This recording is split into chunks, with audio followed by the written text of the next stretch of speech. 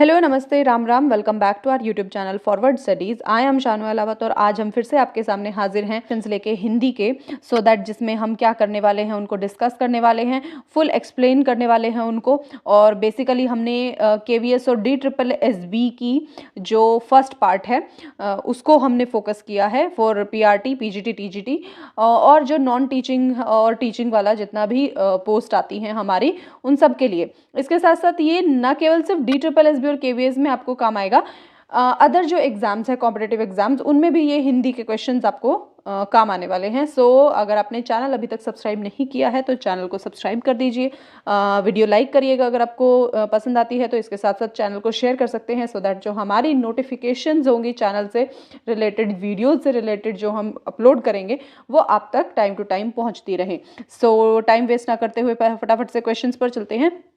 Question number 1 में हमसे पूछा गया है कि इसको थोड़ा सा बड़ा कर लेते हैं सो दैट विजिबिलिटी एकदम बढ़िया से रहे। चलिए, प्रश्न नंबर 1 में पूछा है दिए गए शब्दों का सही तत्सम और तद्भव ज्ञात कीजिए।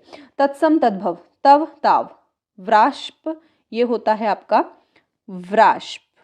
ठीक है, क्योंकि क्या है कि टाइपिंग में ना मिस्टेक्स हो जाती हैं, लेकिन जब हम पढ़ते हैं और फिर हम उनको लिखते हैं तब हमारे पास मिस्टेक का कोई चांस नहीं होता। सो इसकी ये वर्तनी का आपका एक क्वेश्चन निकल के आ गया। खैर आगे चलते हैं। दद्रु देवर युक्त और जोड़ा, यहाँ से जो सही उत्तर है वो है आपका ऑप्शन नंबर 3 दद्रु और देवर, जो कि हमारे क्वेश्चन के हिसाब से बिल्कुल सही है। ठीक है, नेक्स्ट जो क्वेश्चन है क्वेश्चन नंबर 2 देखते हैं उसमें क्या पूछा है। इसमें पूछा गया है हमसे कि शब्दों में शुद्ध शब्द कौन सा है निम्नलिखित शब्दों में। अब यहाँ से देखो, अगर आपको वर्तनी का ज्ञान है और आपने पहले कभी लिखा हुआ देखा है गुरुत्वाकर्षण की, उसको कैसे लिखा जाता है, तो आप सेकंड्स में इसका आंसर दे सकते हैं गुरुत्व आकर्षण। ठीक है, आपको यहाँ ये देखना है जो हम बोल रहे हैं वो कौन से ऑप्शन के साथ में मैच होता है। अब इसको देखो, गुरुत्व तो हाई नहीं है ना, तो गुरुता हो गया। इसके बाद गुरुत्व है लेकिन तारकर्षण हो गया, बल्कि तारकर्षण हो गया। ठीक है, उसके बाद ये हो गया गुरुत्वाकर्षण। ठीक है, तो गुरुत्व हो गया जबकि गुरुत्व होता है, तो आंसर क्या हो गया 3। खैर अगले प्रश्न पर चलते हैं। प्रश्न नंबर 3 में हमसे क्या पूछा गया है। इसमें पूछा गया है आपसे कि दिए गए वाक्य में रेखांकित जो चिन्ह है उसकी पहचान कीजिए। यहाँ रेखांकित करके आपको दिया नहीं गया है तो मैं आपको यहाँ अंडरलाइन करके देती हूँ। ठीक है, साथियों, इसका हमें जो है रेखांकित ये है साथियों शब्द, इसका हमें पहचान करनी है कि ये कौन सा है। आज देश के लिए कुछ करने का समय आ गया है, तो जो अंडरलाइन है वो है साथियों। इसके हिसाब से आपको यहाँ ऑप्शंस में जाना है। उपविराम है, अर्धविराम है, पूर्ण विराम है, विस्मयादि बोधक है। तो ये जो साइन है आपका विस्मयादि बोधक है। Option number 4 is the right answer. प्रश्न नंबर 4 में पूछा गया है दिए गए वाक्यों में से संयुक्त वाक्य ज्ञात कीजिए। लास्ट क्लास में मैंने आपको बताया था कि संयुक्त वाक्य कौन से होते हैं और आप कैसे उनकी पहचान कर सकते हैं। तो देखते हैं पहले ऑप्शंस। मैंने चाय के साथ नाश्ता किया, मैंने चाय के बाद नाश्ता किया, मैंने चाय पी और नाश्ता किया, जब मैंने नाश्ता किया तब मैंने चाय भी पी। ठीक है, मैंने आपको बताया था कि और, परंतु, ठीक है, मतलब जिनसे हम इनको जोड़ते हैं। ठीक है, संयुक्त मतलब कि बांधते हैं उनको। तो ये जो हमारा ऑप्शन नंबर 3 है, मैंने चाय पी और नाश्ता किया, तो ये हमारा सही उत्तर है प्रश्न नंबर 4 का। खैर आगे चलते हैं। प्रश्न नंबर 5 में देखते हैं हमसे क्या पूछा गया। दिए गए शब्द का बहुवचन ज्ञात कीजिए। ऋतु का जो बहुवचन होता है वो है ऋतुएं। ठीक है, तो यहाँ से हमारा जो ऑप्शन होगा ऑप्शन नंबर 4 वो हमारा एकदम सही आंसर है। आगे चलते हैं प्रश्न नंबर 6 में। प्रश्न नंबर 6 में क्या पूछा गया है देखते हैं। दिए गए वाक्यांश के लिए सार्थक शब्द का चयन कीजिए। सार्थक यानी कि सही जो इसका अर्थ होगा वो क्या होगा। रात्रि में विचरण करने वाला कौन होते हैं, निशाचर। निशा यानी रात्रि। ठीक है, रात्रि की बात हो रही है। ठीक है, इसके बाद जलचर नहीं हो सकता, जल में रहने वाले हो जाते हैं। नीरस यानी कि बिना रस, और ये है थलचरियो जो पृथ्वी पर रहते हैं। तो सीधा सा आंसर कौन सा निकला, निशाचर। ठीक है, आगे चलते हैं प्रश्न नंबर 7 पे। प्रश्न नंबर 7 में क्या पूछा है ये देखते हैं कि दिए गए वाक्य में उपयुक्त शब्द का चयन। दिए गए वाक्य में उपयुक्त शब्द का चयन करके रिक्त स्थान की पूर्ति कीजिए। समुद्र के पास जाते ही क्या, थकान गायब हो जाती है। तो क्या होगा, आंधी, आधी, आधी, ये हो गया आधी, ये हो गया अधि, ये हो गया आधी। ठीक है, तो ये जो है, ये अब आधी कैसे लिखते हैं ये बस हमें पता होना चाहिए। ये आंधी हो गया, ये आधी हो गया, ये आधी हो गया, ये अधि हो गया। तो क्या आएगा, समुद्र के पास जाते ही आधी थकान गायब हो जाती है। तो आंसर नंबर कौन सा, ऑप्शन 3 जो है हमारा सही उत्तर है। आगे चलते हैं, प्रश्न नंबर 8 पे क्या पूछा गया है, देखो इसमें दिए गए मुहावरे का अर्थ ज्ञात कीजिए। आकाश का फूल होना, इसका जो अर्थ होगा वो क्या होगा, ईर्ष्या से जलना, अति क्रोधित होना, भूख लगना या अप्राप्य होना। ठीक है, आकाश का फूल होना जो हमारे बस की बाहर की बात है, यानी कि अप्राप्य होना। ठीक है, तो आंसर नंबर ये इसका ये 3 और ये 4, यानी कि जो 4th ऑप्शन है वो हमारा एकदम उत्तर सही है। प्रश्न नंबर 9 में हमसे पूछा है निम्नलिखित में से कौन सा शब्द विदेशी शब्द के अर्थ में उचित है। तो ऑप्शन देखते हैं, घोटाला, दवा, बकबक, धड़ाम। धड़ाम जो है ये आपका फारसी और उर्दू के शब्दों से होता हुआ, मतलब उनसे होता हुआ हमारी भाषा में आया है। ठीक है, जो हमारी जो आम बोलचाल की भाषा है उसमें आया है। दवा इसका सही उत्तर होगा क्योंकि ये विदेशी के अर्थ में इसको प्रयोग किया गया है। घोटाला जो है आपका वो होता है देशज। ठीक है, तो जो आंसर होगा वो होगा आपका दवा। प्रश्न नंबर 10 में देखते हैं क्या है, दिए गए शब्दों में से पुल्लिंग शब्द ज्ञात कीजिए। तो जो पुल्लिंग शब्द है वो देखते हैं, भालू, भीड़, दाल, पूर्णिमा। ठीक है, भीड़ का सीधा वैसे भालू दिखाई दे रहा है हमें कि ये पुल्लिंग शब्द है, फिर भी हम देख लेते हैं कि भीड़ इकट्ठी हो गई। आज खाने में क्या बना है, आज खाने में दाल बनी है, तो हमें पता चल रहा है ना लिंग का। पूर्णिमा, आज पूर्णिमा है, तो इसका ये तो बोलने में ही हमें सेंस से हमें पता चलता है। ठीक है, जब हम मतलब बोलते हैं तब हमें पता चल रहा होता है शब्दों का कि वो कौन से लिंग के हिसाब से प्रयोग में आ रहे हैं। तो भालू जो है वो है हमारा पुल्लिंग। आगे चलते हैं, प्रश्न नंबर 11 में क्या पूछा है, दिए गए शब्द का समास ज्ञात कीजिए। प्राण प्रिय, प्राण प्रिय को लिख सकते हैं प्राणों से प्रिय, प्राणों से प्रिय। ठीक है, अब देखो यहाँ पे क्या है, इसका ना ये है आपका तत्पुरुष समास, क्योंकि तत्पुरुष समास में क्या होता है, जब हम विग्रह करते हैं तो विभक्ति प्रकट होती है। क्या होता है, विभक्ति। ठीक है, जैसे कि आपका विद्यालय, विद्यालय, तो इसको करेंगे क्या, विद्या का आलय, यानी विद्या का घर। ठीक है, ऐसे ही अगर एक और मैं ऑप्शन दूं या फिर सॉरी उदाहरण मैं आपको दूं तो ये आ जाएगा सेनापति, सेनापति, इसको लिख सकते हैं सेना का पति, सेना का पति। कारक चिन्ह मिल रहा है, तो यहाँ से जो हमारा ऑप्शन होगा वो होगा तत्पुरुष समास। ठीक है, क्योंकि मैंने क्या बोला है कि आपको विग्रह करने पर क्या मिलता है, हमें विभक्ति प्रकट होती है और उसी से हमें ज्ञात होता है कि कौन सा हमें समास देखने को मिलता है, प्राण प्रिय। प्रश्न नंबर 12 में क्या पूछा है, दिए गए वाक्य का काल ज्ञात कीजिए।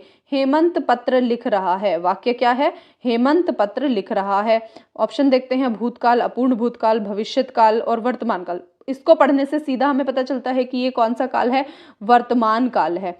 ठीक है, वर्तमान काल में क्या होता है, हमें जो काम हो रहा है उसके होने का पता चलता है कि ये जो काम है अभी चल रहा है, तो वो कब चलता है, वर्तमान में। ठीक है, तो यहाँ से हमें जो इसके काल का पता चलता है वो कौन सा है, वर्तमान काल।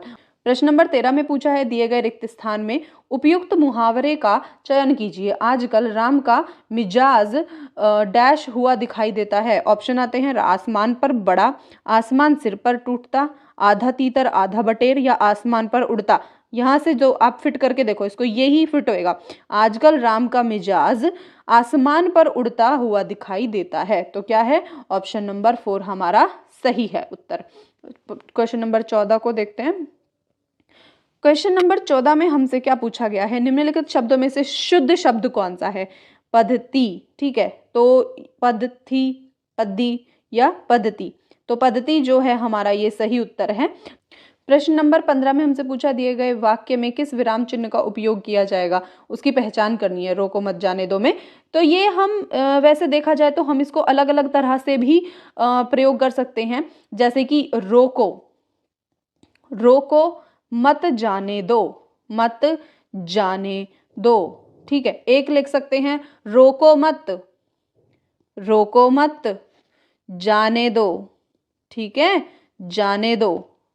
तो इस तरह से इसको अलग अलग तरह से प्रयोग कर सकते हैं, लेकिन यहाँ पे जो है इसको आप कॉमा करिए, तब जाके ये इसका सही होगा, ठीक है। तो सेकंड जो ऑप्शन है वो हमारा एकदम सही है। जो अल्प विराम है वो और पूर्ण विराम। दिए गए मुहावरे का अर्थ ज्ञात कीजिए। मुहावरा इसके लिए क्या मुहावरा होगा? पानी पानी होना। ऑप्शंस देखते हैं। नल में हमेशा पानी आना, बाढ़ आ जाना, शर्मिंदा होना या लगातार वर्षा होना। अब पानी पानी होना क्या होता है? शर्मोसार हो जाना, ठीक है। तो यहाँ से जो तीसरा ऑप्शन है हमारा शर्मिंदा होना, ये इसका मुहावरे का सही अर्थ है। प्रश्न नंबर 2 में पूछा गया है दिए गए वाक्य में किस प्रकार का पुरुष है, ज्ञात कीजिए। ठीक है, हम तो आपके सेवक हैं, आज्ञा तो कीजिए। तो आपको क्या बताना है? ये अंडरलाइन नहीं है, तो ये आपको बताना है कि यहाँ से कौन सा पुरुष है ये, ठीक है। प्रथम पुरुष है, अन्य पुरुष है या उत्तम मध्यम, कौन सा पुरुष है? अब इसके पहले हम एक चीज और देख लेते हैं कि आपको पता होना चाहिए कि जैसे आपने हिंदी में पढ़ा होगा उत्तम पुरुष या प्रथम पुरुष, मध्यम पुरुष, ये क्या होते हैं। सबसे पहले मैं आपको ये बताऊं कि बोलने वाला, बोलने वाले, सुनने वाले, ठीक है, सुनने वाले और जिसके बारे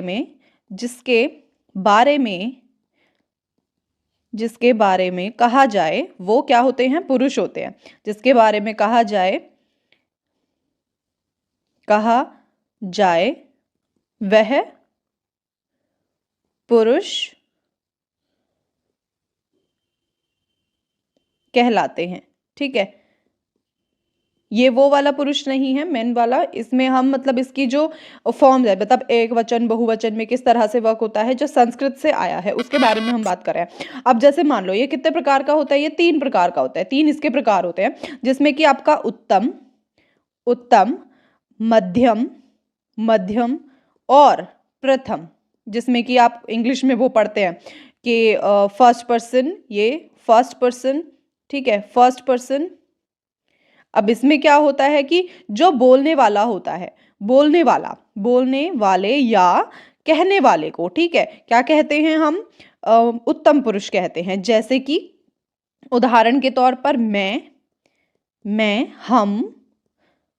हम, दोनों, ठीक है, दोनों, या फिर हम लोग। तो ये क्या आ गए? आपके फर्स्ट पर्सन में आ गए। अब मध्यम में कौन आएगा? मध्यम में जैसे आप बोलो सुनने वाले जो होते हैं, सुनने वाले को क्या कहते हैं? मध्यम पुरुष कहते हैं। अब इसमें जो उदाहरण के तौर पर मैं आपको बताऊं, तुम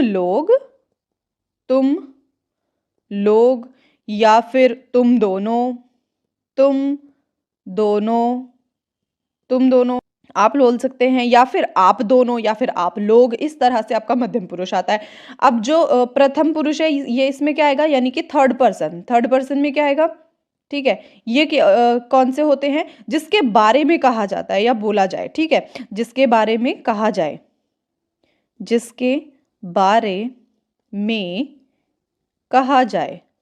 ठीक है।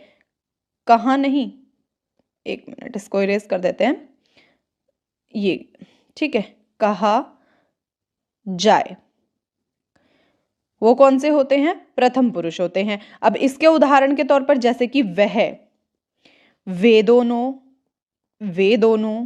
ठीक है, वे दोनों, वे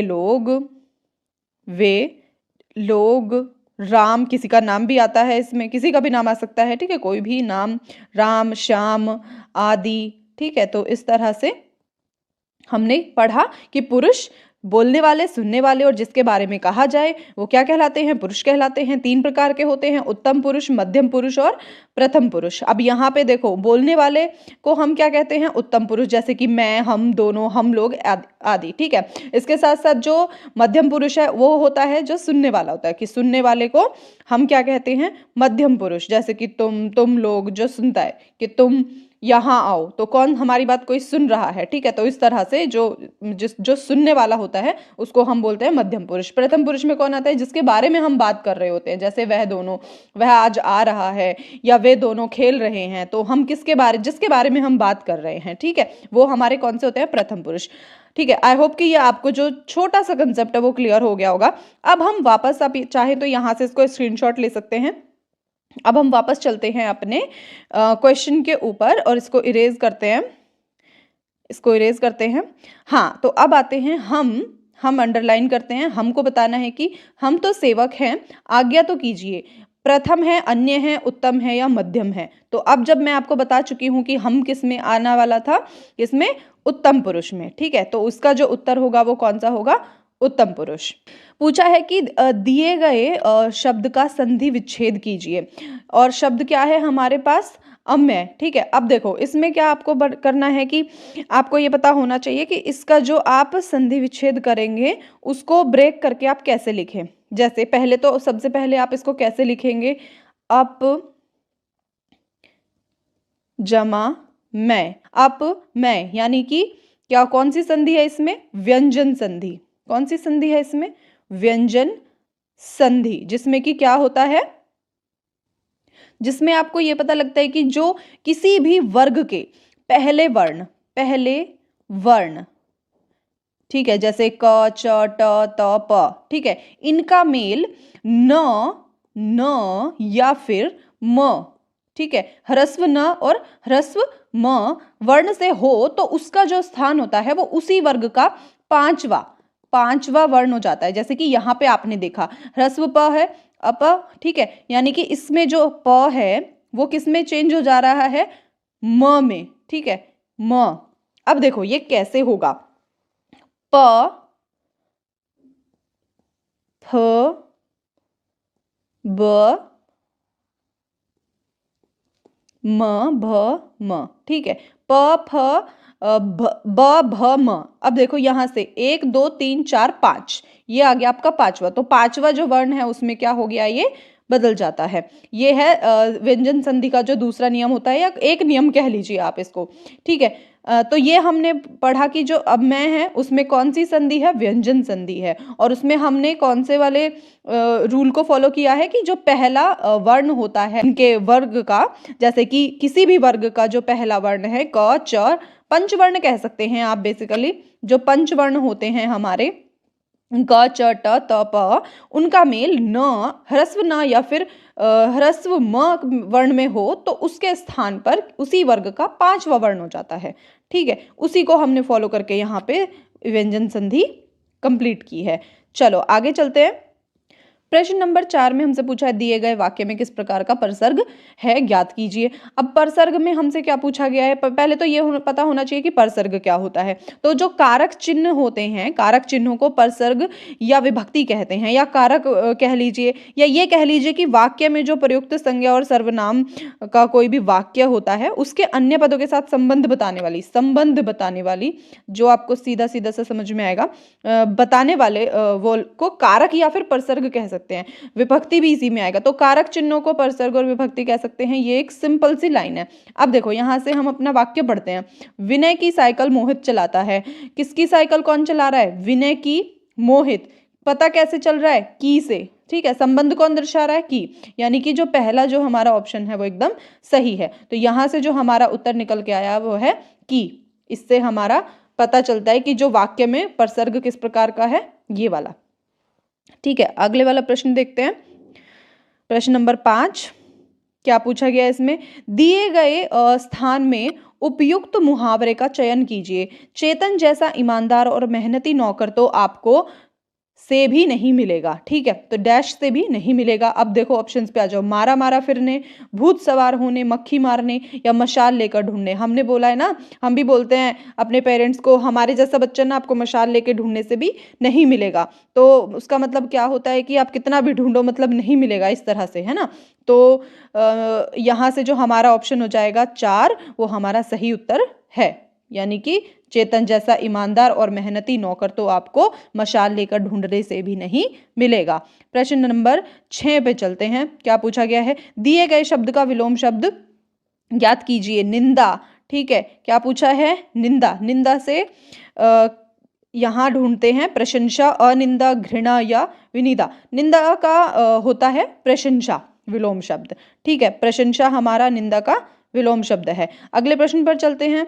ये बहुत ही आसान सा प्रश्न था। 7वें नंबर पे क्या पूछा गया है? दिए गए शब्दों से शुद्ध वाक्य ज्ञात कीजिए। ये तो बहुत आसान है। गुड़ियों की त्योहार आने वाली है।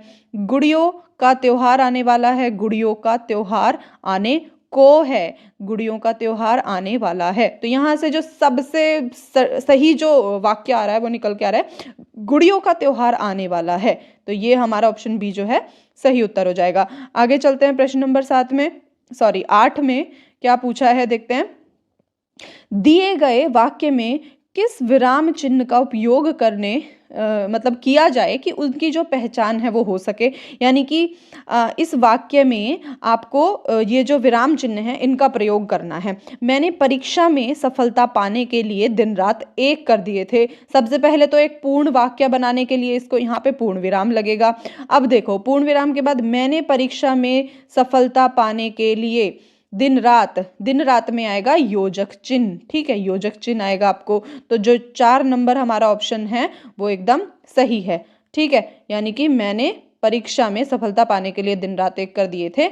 यहाँ पे आपका योजक चिन्ह और यहाँ आपका पूर्ण विराम, तब ये इसका जो उत्तर है 4 हो जाएगा।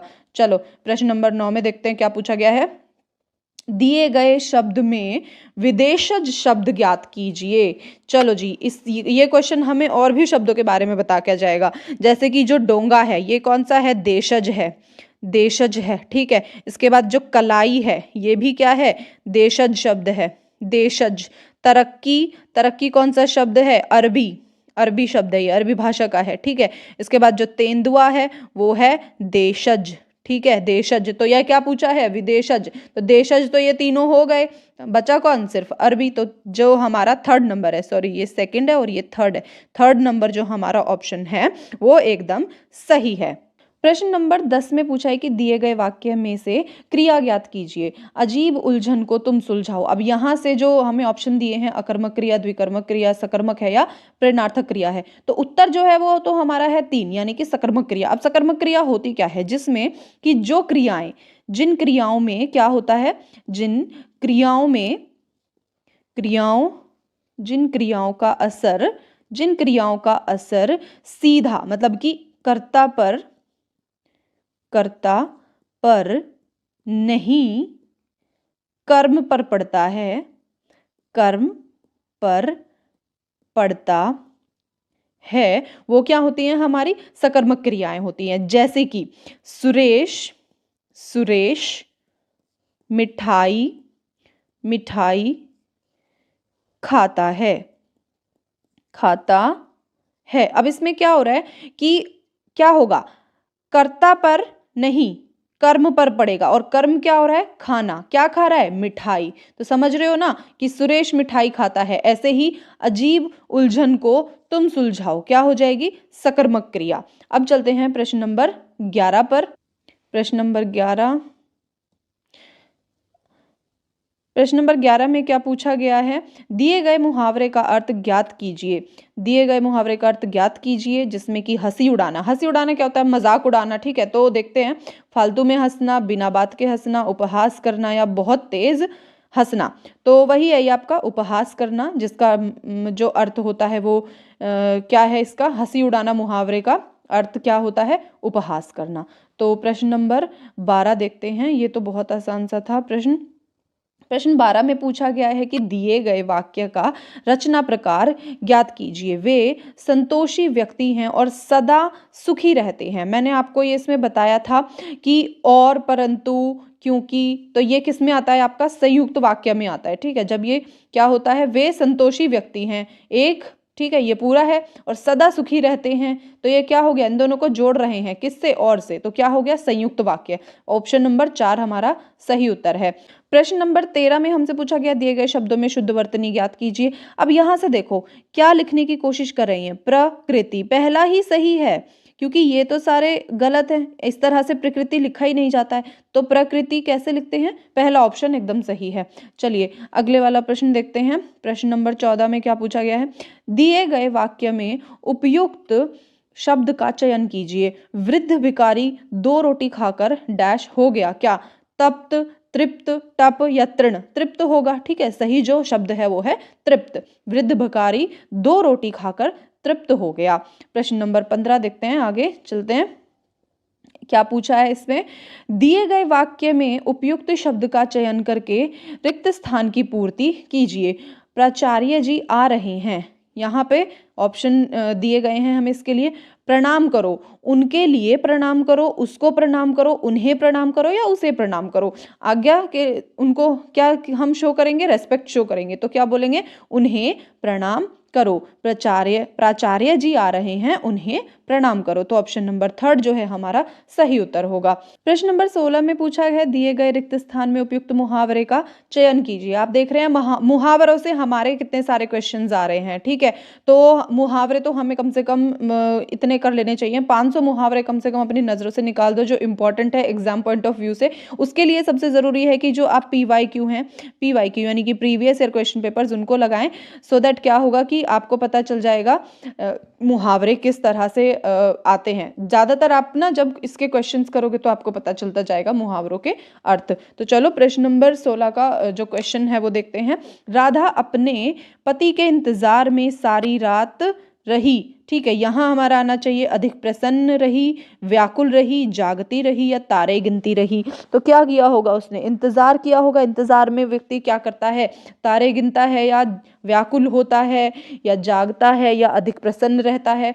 मुहावरे का अपने आप में अर्थ होता है, तो उसके हिसाब से हमारा जो मुहावरा सही होगा वो कौन सा होगा, तारे गिनना, ठीक है, किसी का इंतजार करना यानी कि तारे गिनना। राधा अपने पति के इंतजार में सारी रात तारे गिनती रही। प्रश्न नंबर 16 का जो ऑप्शन नंबर 4 है वो एकदम सही है। चलिए अगला प्रश्न देखते हैं। प्रश्न नंबर 16 में क्या पूछा गया है, इसमें पूछा है, दिए गए वाक्य में किस प्रकार का पुरुष है, ज्ञात कीजिए। आपका बड़ा बेटा तो बहुत ही सुस्त है, तो ये जो आपका है इसमें कौन सा पुरुष होगा, प्रथम, मध्यम, अन्य या उत्तम। तो कौन सा पुरुष आएगा, अन्य पुरुष, ठीक है। 3rd नंबर जो है हमारा ऑप्शन सही है। प्रश्न नंबर 18 पे देखते हैं क्या है, क्या पूछा गया है, निम्नलिखित वाक्य में रेखांकित शब्द का उचित विलोम शब्द ज्ञात कीजिए। हमें लोगों के गुण देखने चाहिए। तो गुण का जो होता है विलोम शब्द वो क्या होता है, अवगुण, ठीक है, गुण अवगुण। अनुगण नहीं होगा, दोष नहीं होगा, अगुण नहीं होगा, क्या होगा, अवगुण। प्रश्न नंबर 20 में क्या पूछा गया है, दिए गए वाक्यों में से शुद्ध वाक्य ज्ञात कीजिए। अचानक दैत्य को देखकर बालक चौंक गया।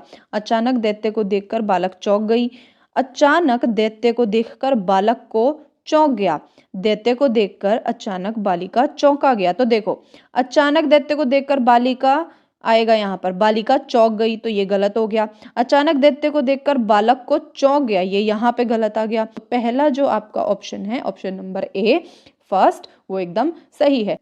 दिए गए वाक्य में कौन सा शब्द परसर्ग है, ये ज्ञात करना है। परसर्ग के बारे में हमने लास्ट क्लास में बात की थी, ठीक है, कि जो कारक और विभक्ति आप बोलते हैं उनको भी आप सीधा परसर्ग से डिनोट कर सकते हैं। जैसे कि राजू ने खिलौना खरीदा, तो यहाँ पर जो परसर्ग है वो क्या है, राजू ने, ठीक है। तो कारक चिन्ह कौन सा है, ने। तो जो पहला जो आपका उत्तर है वो सही हो जाएगा, क्योंकि खरीदा, खिलौना और राजू, इन तीनों में से कोई भी आपका कारक चिन्ह नहीं है। तो हमें सिर्फ एक ही ऑप्शन देखने को मिल रहा है, और वाक्य में भी आपको सिर्फ एक ही विभक्ति या कारक कह सकते हैं देखने को मिली है। तो जो ऑप्शन नंबर 1 है वो आपका सही हो जाएगा। प्रश्न नंबर 2 देखते हैं क्या पूछा है इसमें, दिए गए मुहावरे का अर्थ ज्ञात कीजिए। दिए गए मुहावरे का अर्थ ज्ञात कीजिए। मुहावरा क्या है, मनमैला होना। इसके ऑप्शन देखते हैं, विमुख होना, ठोस जवाब देना, मनचाही वस्तु पाना या अप्रसन्न होना। मनमैला होने के लिए सीधा सा आपका जो मुहावरे का अर्थ हो जाता है वो है अप्रसन्न होना। प्रश्न नंबर 2 का ऑप्शन नंबर 4 जो है वो आपका एकदम सही उत्तर है, मनमैला होना, अप्रसन्न होना। प्रश्न नंबर 3 में हमसे पूछा है दिए गए शब्द का विलोम शब्द ज्ञात कीजिए, और शब्द क्या है हमारे सामने? अनुरक्त। अनुरक्त के ऑप्शन देख लेते हैं, आर्यत, विरक्त, अतिरिक्त या उपर्युक्त। ठीक है, तो यहाँ से जो हमारा ऑप्शन होगा अनुरक्त का होगा वो होगा विरक्त। ऑप्शन नंबर 2 जो है आपका सही उत्तर है। प्रश्न नंबर 4 में पूछा है दिए गए वाक्य में वाच्य ज्ञात कीजिए। अब वाक्य क्या है? दीपक द्वारा आम खाया जाता है, तो किसके द्वारा क्या काम हो रहा है? आम खाने का। ठीक है, क्या हो रहा है? आम खाया जाता है। तो इस यहाँ से जो ऑप्शन आएगा वो आपका क्रमवाच्य जो है वो एकदम सही होगा। कृतवाच्य नहीं हो सकता, भाववाच्य नहीं हो सकता और सरल नहीं हो सकता। ठीक है, ये तीनों नहीं हो सकते, तो जो आपका ऑप्शन नंबर 2 है वो एकदम सही है। दीपक द्वारा आम खाया जाता है, आपका ऑप्शन होगा कर्मवाच्य। ठीक है, प्रश्न नंबर 5 पर चलते हैं। प्रश्न नंबर 5 में क्या पूछा है वो देख लेते हैं। दिए गए शब्दों में से पुल्लिंग शब्द ज्ञात कीजिए। पुल्लिंग शब्द ज्ञात कीजिए। कंबल, देवनागरी, योगिनी या पृथ्वी। देखो ये जो तीनों है ये आपके उसमें आता है आपके स्त्रीलिंग में। ठीक है, ये आएगा केवल पुल्लिंग में कंबल, तो ए जो है आपका सही उत्तर हो जाता है। यहाँ से बहुत सिंपल क्वेश्चन था ये। तो आगे देखते हैं। संधि विच्छेद का क्वेश्चन आपको देखने को मिल रहा है। यहाँ पूछ रहे हैं कि जो आपको शब्द दिया है इसका संधि विच्छेद बताओ। तो निष्कपट का जो आपका संधि होगा वो कुछ इस तरह से होगा, नहीं जमा कपट। ठीक है, अब यहाँ से जो आपको सीधा सीधा सा देखने को मिलेगा कि ये कौन सी संधि है, इसमें विसर्ग संधि। ठीक है, विसर्ग संधि आपको यहाँ देखने को मिली है। अब यहाँ देखो नी कष्ट, निश अपट, निश कपाट, तो ये नहीं हो सकते, तो पहला जो आपका उत्तर है वो सही हो जाएगा। 6 क्वेश्चन जो है हमारा उसका ऑप्शन नंबर ए हमारा सही है। प्रश्न नंबर 7 में क्या पूछा है? दिए गए रिक्त स्थान में उपयुक्त विराम चिन्ह। विराम चिन्ह का चयन करना है, जैसे बाप रे पिताजी आ गए, तो बाप रे विस्मयादिबोधक और पिताजी आ गए पूर्ण विराम। यहाँ से जो आपका उत्तर है वो ऑप्शन नंबर 2 एकदम सही आता है। तो यहाँ से आपका जो ये उत्तर है सही हो जाएगा, यानी कि विस्मयादिबोधक और पूर्ण विराम चिन्ह यहाँ प्रयोग किए जाएंगे। अब चलते हैं प्रश्न नंबर 8 पर, जिसमें पूछा है दिए गए वाक्यों में से शुद्ध वाक्य। शुद्ध वाक्य वाला प्रश्न बहुत ही इजी होता है, बस आपको वर्तनी का ज्ञान होना चाहिए। ठीक है, और आपको ये पता होना चाहिए कि जो वाक्य है वो एकदम सही अर्थ दे रहा हो। ठीक है, जैसे कि जहाज में नौकरी करता था एक पर, तो गलत हो गया। ठीक है, मैं एक जहाज पर नौकरी करता था, अभी तक तो सही है। मैं जहाज की नौकरी को पर करता था, नहीं हो सकता। नौकरी करी जहाज पर मैं, तो वाक्य का कोई अर्थ ही नहीं निकल के आ रहा है, तो सही हो ही नहीं सकता। तो ऑप्शन नंबर 2 जो है वो एकदम सही है, मैं एक जहाज पर नौकरी करता था। प्रश्न नंबर 9 देख लेते हैं। इसमें क्या पूछा है? दिए गए रिक्त स्थान में उपयुक्त मुहावरे का चयन कीजिए। उपयुक्त मुहावरा देखना है, मिठाई देखकर उसके मुंह में पानी आ गया। देखो यहाँ से मुझे ऑप्शन देखने की भी जरूरत नहीं समझ में आ रही कि मुझे देखना है भी कि नहीं है, बस ये देखना है कि मैंने जो मुहावरा बोला है वो कौन से ऑप्शन में आ रहा है, तो मुंह में पानी। ठीक है, 3 जो आपका नंबर है वो एकदम सही है ऑप्शन, मिठाई देखकर उसके मुंह में पानी आया। ठीक है, तो यहाँ से प्रश्न नंबर 9 के लिए जो आपका उत्तर है 3 वो एकदम सही है। खैर अगले प्रश्न पे चलते हैं। प्रश्न नंबर 10 में हमसे क्या पूछा है ये देख लेते हैं एक बार। दिए गए शब्द का समास ज्ञात कीजिए। अब यहाँ ये जो प्रश्न है अच्छा है, नवरात्र। पहले आपको ये पता होना चाहिए कि नवरात्र में कौन सा समास है, द्विगु है, तत्पुरुष है, बहुव्रीहि है या द्वंद्व समास है। अब यहाँ से नवरात्र देखो, नवरात्र में आपका है द्विगु, द्विगु समास। ठीक है, द्विगु समास है आपका, जिसमें आपको पता होना चाहिए द्विगु समास क्या होता है। पहला जो पद होता है, पहला पद संख्यावाची होता है। ठीक है, संख्यावाची होता है पहला पद, जिसमें कि आप उदाहरण के तौर पर देख सकते हैं, जैसे चौराहा, चौराहा बोल सकते हैं। ठीक है, त्रिलोक बोल सकते हैं, त्रिलोक बोल सकते हैं। ये आप नवरात्र, ठीक है, एक मिनट रुकिए जरा, नवरात्र, नवरात्र या नवरात्रि कह सकते हैं। ठीक है, तो पहला पद जो होगा नव यानी 9, चौराहा यानी 4 राहों वाला, ये कि द्विगु समास में पहला पद संख्यावाची होता है, जो कि यहाँ से आपको देखने को मिल रहा है नवरात्रि। ठीक है, तो ये कौन सा हो जाएगा आपका उत्तर, द्विगु समास। प्रश्न नंबर 10 के लिए ऑप्शन नंबर ए जो है बिल्कुल सही है। प्रश्न नंबर 11 में पूछा है दिए गए शब्द का उपसर्ग ज्ञात कीजिए। शब्द क्या दिया गया है, अत्याचार। अत्याचार के लिए है ऑप्शन अति, अतः, अत्या, अ।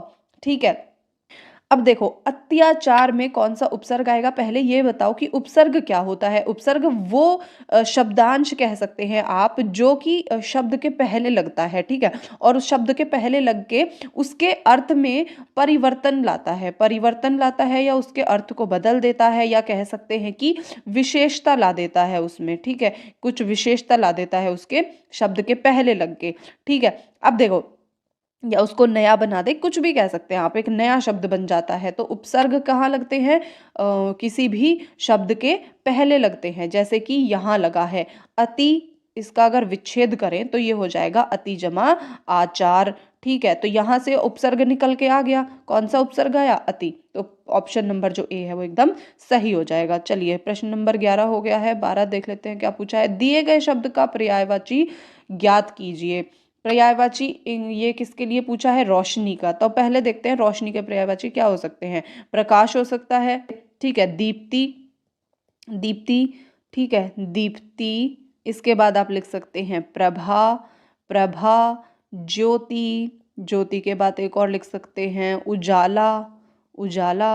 और यहाँ ऑप्शन में से देख लेते हैं अब कौन सा सही रहेगा, आकृति, माल, आलोक या शैली। अब देखो आकृति, माल और शैली तो है नहीं, तो जो हम और रोशनी के लिए जो पर्यायवाची होता है वो है आलोक। तो आलोक आपका एकदम यहाँ सही उत्तर है, और आप इसको भी यहाँ सम्मिलित कर सकते हैं इनके साथ। तो हमने रोशनी के जो पर्यायवाची हैं वो पढ़े हैं, और वो क्या क्या हैं, प्रकाश, दीप्ति, प्रभा, ज्योति, उजाला और आलोक। प्रश्न नंबर 13 में देख लेते हैं एक बार हमसे क्या पूछा गया है। यहाँ पूछ रहे हैं कि रिक्त स्थान में वाक्य के अनुसार सही वर्तनी वाला शब्द बताओ। यह पुस्तक तो डैश है, क्या है, महंगी। तो देखो अगर आपको वर्तनी का ज्ञान है तो सीधा देखते पता चल जाएगा कि ऑप्शन नंबर 1 जो है एकदम सही है, क्योंकि महंगी को ऐसे लिखा जाता है, ऐसे नहीं लिखा जाता। कभी आप समझें कि यहाँ आप ये जो चंद्र बिंदु और बिंदु है इनमें अनुस्वार और अनुनासिक में काफ़ी डिफरेंस होता है, और उनके जब हम उनका उच्चारण करते हैं तो उनमें भी बहुत डिफरेंस होता है, ठीक है। तो यहाँ से जो ऑप्शन नंबर 1 है वो एकदम सही हो जाता है। प्रश्न नंबर 14 देख लेते हैं एक बार क्या दिया गया है उसमें। दिए गए विराम चिन्ह में से उद्धरण चिन्हों को ज्ञात करें। तो इनमें से जो उद्धरण चिन्ह कौन से होते हैं, इन्वर्टेड कॉमास, ठीक है। तो ये जो है ऑप्शन 1 जो है आपका सही है। प्रश्न नंबर 16 में देखते हैं, दिए गए मुहावरों का अर्थ ज्ञात कीजिए। दलदल में फंसना, दलदल में फंसना क्या होता है, मुश्किल में पड़ना, चुनौतीपूर्ण पड़ना, या फिर गिर जाना, या फिर गंदा होना। तो पहला ही ऑप्शन एकदम सही है, दलदल में फंसना होता है मुश्किल में पड़ जाना, इसका अर्थ होता है, ठीक है। तो पहला जो ऑप्शन है वो एकदम सही है। प्रश्न नंबर 17 में पूछा गया है, दिए गए मुहावरे का अर्थ ज्ञात कीजिए। और मुहावरा क्या दिया गया है, आंख का काजल चुराना। ऑप्शंस देख लेते हैं, सफाई के साथ चोरी करना, प्रेम करना, बहुत प्यारा, या अलग रहना। अब देखो आंख का काजल चुराना मतलब सफाई के साथ चोरी करना, इसका अर्थ होता है, ठीक है। तो प्रश्न नंबर 17 के लिए ऑप्शन नंबर 1 जो है एकदम सही है। 18वें प्रश्न को देखते हैं क्या पूछा गया है। दिए गए वाक्य में उपयुक्त विराम चिन्ह। आप अगर आप देख रहे हैं, अभी तक हमने जितने भी अभी तक प्रैक्टिस सेट किए हैं उनमें आपको विराम चिन्ह का 1 से 2 प्रश्न देखने को मिल रहा है, ठीक है। तो आप ये ध्यान रखें कि आपको कौन से टॉपिक ऐसे हैं जिनको आप बिल्कुल अच्छे से कर लीजिए, मतलब जहां से क्वेश्चन आएगा ही आएगा। तो कुछ टॉपिक डेफिनेटली ऐसे होने वाले हैं जिनके लिए आपको अच्छे से प्रिपेयर कर लेना जरूरी है, और जिनके आपको क्वेश्चंस देखने को मिल रहे हैं प्रीवियस ईयर क्वेश्चन पेपर में भी, ठीक है। तो खैर प्रश्न के ऊपर आते हैं। विराम चिन्ह का उपयोग करना है और उसकी पहचान करनी है कि कौन सा आपको यहाँ पे सेट होगा, ठीक है। चलते रहो कहीं मत रुको। अब देखो यहां से जो आएगा चलते रहो, ठीक है, चलते रहो कहीं मत रुको पूर्ण विराम। तो यहाँ 4 जो ऑप्शन है वो एकदम सही आ जाएगा। प्रश्न नंबर 19 में पूछा है, दिए गए वाक्य में वाच्य ज्ञात कीजिए। राम से रेत में दौड़ा नहीं आता, राम से रेत में दौड़ा नहीं जाता। तो यहाँ से आप ऑप्शन देखिए, अपूर्ण, कर्मवाच्य, भाववाच्य या कृतवाच्य। तो क्या है, एक बार वापस से आप वाक्य को पढ़िए। राम से रेत में दौड़ा नहीं जाता, ठीक है, क्या नहीं होता, दौड़ा नहीं जाता। तो यहां से जो आपका ऑप्शन है थ्री, यानी कि भाव, भाव के बारे में बात हो रही है, तो भाव वाच्य जो है आपका सही वाच्य इसमें है। चलिए प्रश्न नंबर 20 और आखिरी प्रश्न है आज का, ये आज की क्लास का। इसमें क्या पूछा गया है, सांप का पर्यायवाची शब्द ज्ञात कीजिए। तो सांप के पर्यायवाची शब्द क्या होंगे बताइए जरा। यही लिख लेते हैं, जैसे कि आपका हो गया अही, अही, ठीक है, भुजंग, भुजंग, भुजंग के बाद आप लिख सकते हैं विषधर, विषधर, विषधर। एक मिनट, इसको वापस से लिख देते हैं, विषधर, ठीक है, विषधर। इसके बाद आप लिख सकते हैं व्याल, व्याल, फणी, फणी, उरग, उरग, पन्नग, ठीक है। एक और लिख सकते हैं नाग, ठीक है। अब देखो सांप के पर्यायवाची क्या क्या, अहि, भुजंग, विषधर, व्याल, फणी, उरग, पन्नग, नाग। अब यहाँ देखते हैं ऑप्शन में देव, अमरपुरी, सुर, विषधर। तो यहाँ जो ये तीनों है नहीं है, विषधर आपका सांप का पर्यायवाची है। तो दिए गए वाक्य में रेखांकित शब्द का पुरुष ज्ञात कीजिए। रेखांकित शब्द है हमारी, और वाक्य क्या है, बारिश में हमारी पुस्तकें भीग गई। तो हमारी क्या है, उत्तम पुरुष है, पुरुषवाचक है, कि प्रथम पुरुष है, कि मध्यम है, या अन्य पुरुषवाचक है। तो यहाँ से मैंने आपको बताया था जब हमने पुरुष के बारे में डिस्कस किया था कि हम दोनों, हम लोग, हमारा किस में आता है, उत्तम में, ठीक है। तो उत्तम पुरुषवाचक इसका आंसर हो जाएगा। क्वेश्चन नंबर 2 देख लेते हैं। दिए गए शब्द का विलोम शब्द ज्ञात कीजिए। शब्द क्या है, प्रत्यक्ष। देखो अब प्रत्यक्ष का यहाँ से देखते हैं, श्रेष्ठ, प्रवर, परोक्ष या प्रकट। सीधी सी बात है, प्रत्यक्ष का होगा परोक्ष। तो ऑप्शन नंबर 3 जो क्या है, क्वेश्चन नंबर 2 के लिए सही उत्तर है। प्रश्न नंबर 3 में दिया गया है, दिए गए शब्द का पर्यायवाची शब्द ज्ञात कीजिए। दिए गए शब्द का पर्यायवाची शब्द ज्ञात कीजिए, और इसमें शब्द क्या दिया गया है हमें, कोश। कोश के लिए देखो क्या क्या पर्यायवाची हो सकते हैं, आपका हो सकता है भंडार, भंडार, ठीक है, भंडार। इसके साथ साथ निधि, निधि, और यहाँ से भी देख लेते हैं अंबर, रुधिर, ग्राम या खजाना। देखो तीनों हो नहीं सकते हैं, तो जो ऑप्शन 4 है खजाना, खजाना हमारा इसका कोश का पर्यायवाची हो जाएगा। चलिए आगे चलते हैं। प्रश्न नंबर 3 में माफ कीजिए 4, प्रश्न नंबर 4 में पूछा गया है, दिए गए वाक्य का काल ज्ञात कीजिए। जो कमाए सो खाए। देखो जो कमाए सो खाए, जो सो किस में आता है, हेतु, हेतु मद भविष्यकाल। तो हेतु, हेतु मद भविष्यकाल आ जाएगा, क्योंकि पूर्ण भविष्यकाल नहीं है, सामान्य नहीं है, संदिग्ध नहीं है, आएगा ऑप्शन नंबर 4 जो है वो सही उत्तर हो जाएगा। तो प्रश्न नंबर 5 पर चलते हैं। क्या पूछा गया है, दिए गए वाक्य में किस प्रकार के विराम चिन्हों का प्रयोग किया जाएगा, ठीक है, वो ज्ञात करना है। अब देखो प्रश्न क्या है, सुनो सुनो वह क्या बोल रही है। तो यहाँ क्या आएगा, सुनो सुनो वह क्या बोल रही है, पूर्ण विराम, ठीक है। तो ये आ जाएगा आपका ऑप्शन नंबर 2, ठीक है, जो सही है उत्तर आपके लिए। चलिए प्रश्न नंबर 6 देखते हैं क्या पूछा है। प्रश्न नंबर 6 में, दिए गए वाक्यांश के लिए उचित सार्थक शब्द का चयन कीजिए। सार्थक होता है जिसका सही अर्थ हो, ठीक है, जैसे कि गीत रचने वाला, इसके लिए जो सही अर्थ होगा वो क्या होगा, ग्रंथकार, गीतकार, गायक, गायिका। गायक जो गाता है, ठीक है, गायिका उसका वो हो गया लिंग बदल दिया है हमने, ठीक है। तो गीतकार होगा, ग्रंथकार नहीं हो सकता, गीत रचने वाला गीतकार। तो क्या होगा, गीत रचने वाला गीतकार, ऑप्शन नंबर 2 जो है आपका एकदम सही उत्तर है। चलिए आगे चलते हैं। प्रश्न नंबर 7 में पूछा गया है, दिए गए वाक्य में से अव्यय ज्ञात कीजिए। और वाक्य क्या है, 4 हाथी जुलूस के आगे चल रहे थे। अब देखो यहाँ से जो अव्यय निकलेगा वो क्या होगा, 4 हाथी जुलूस के आगे। ऑप्शन देखते हैं, दिया हुआ है ना ऑप्शन में, सीधा सीधा ये रहा, पहले ऑप्शन में ही दे रखा है। तो जो ऑप्शन नंबर 1 है वो हमारा सही हो जाएगा। प्रश्न नंबर 8 पर चलते हैं। दिए गए वाक्य में से मिश्र वाक्य ज्ञात कीजिए। देखो मिश्र वाक्य आपका कौन सा होता है वो देखते हैं। देख, ममता समझदार है, प्रतिभावान है। ममता, ममता प्रतिभावान है क्योंकि वह समझदार है। ममता समझदार और प्रतिभावान है। ममता समझदार ही नहीं, प्रतिभावान भी है। देखो ये तो 3 नहीं हो सकते, ये क्यों है, क्योंकि ममता प्रतिभावान है, एक वाक्य हो गया, दूसरा वह समझदार है, 2, और हमने इसको मिश्र वाक्य बनाया है क्योंकि से। तो जो ऑप्शन नंबर 2 है हमारा वो एकदम सही आ जाता है, ठीक है। चलिए प्रश्न नंबर 9 देखते हैं। प्रश्न नंबर 9 में क्या दिया गया है, दिए गए वाक्य में रिक्त स्थान में उचित शब्द का प्रयोग कीजिए। जैसे कि जो डैश व्यक्ति होता है वह कभी खाली नहीं बैठता। तो क्या होता है, परिश्रमी, भावहीन, सुंदर या आलसी। जो सुंदर व्यक्ति होता है वह कभी खाली नहीं बैठता, नहीं। जो आलसी होता है वह तो हमेशा ही खाली होता है। भावहीन, कोई लॉजिक नहीं बन रहा है, तो सीधा सा जो हमारा उत्तर होगा वो जो परिश्रमी व्यक्ति होता है वह कभी खाली नहीं बैठता। तो ऑप्शन नंबर ए जो है वो सही उत्तर हो जाएगा। चलिए आगे देखते हैं। प्रश्न नंबर 10 में क्या पूछा गया है। इसमें हमसे पूछा कि रेखांकित शब्द की संज्ञा बतानी है। ताजमहल की सुंदरता का वर्णन करना बहुत ही कठिन है और हमारा जो शब्द है वो क्या है, रेखांकित सुंदरता। ठीक है, अब देखो सुंदरता क्या होता है। वैसे तो हमें पता है कि ये जो सुंदरता है वो हमारी भाववाचक संज्ञा में आती है।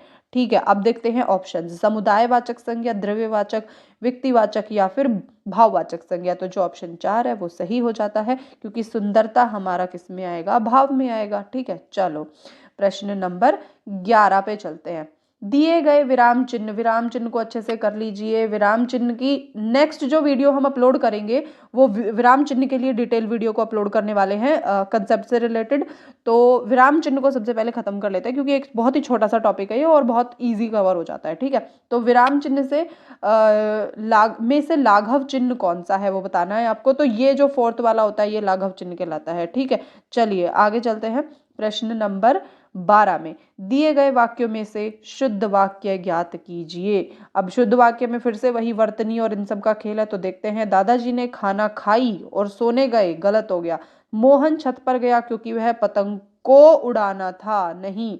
व्यस्त होने के कारण नितिका फिल्म देखने नहीं गई।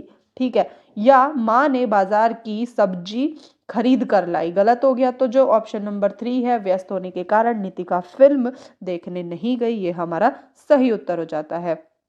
प्रश्न नंबर 13 में क्या पूछा है। दिए गए वाक्य में सर्वनाम ज्ञात कीजिए। सर्वनाम ज्ञात करना है। रीना आज तुमसे कोई मिलने आया था। देखो यहाँ पे जो है ये इस वाक्य में कोई जो है इसका हमें सर्वनाम ज्ञात करना है कि ये कौन सा है। निजवाचक सर्वनाम है, संबंधवाचक है, अनिश्चय है कि प्रश्नवाचक है। देखो कोई मतलब नहीं पता, यानी कि अनिश्चय है ये।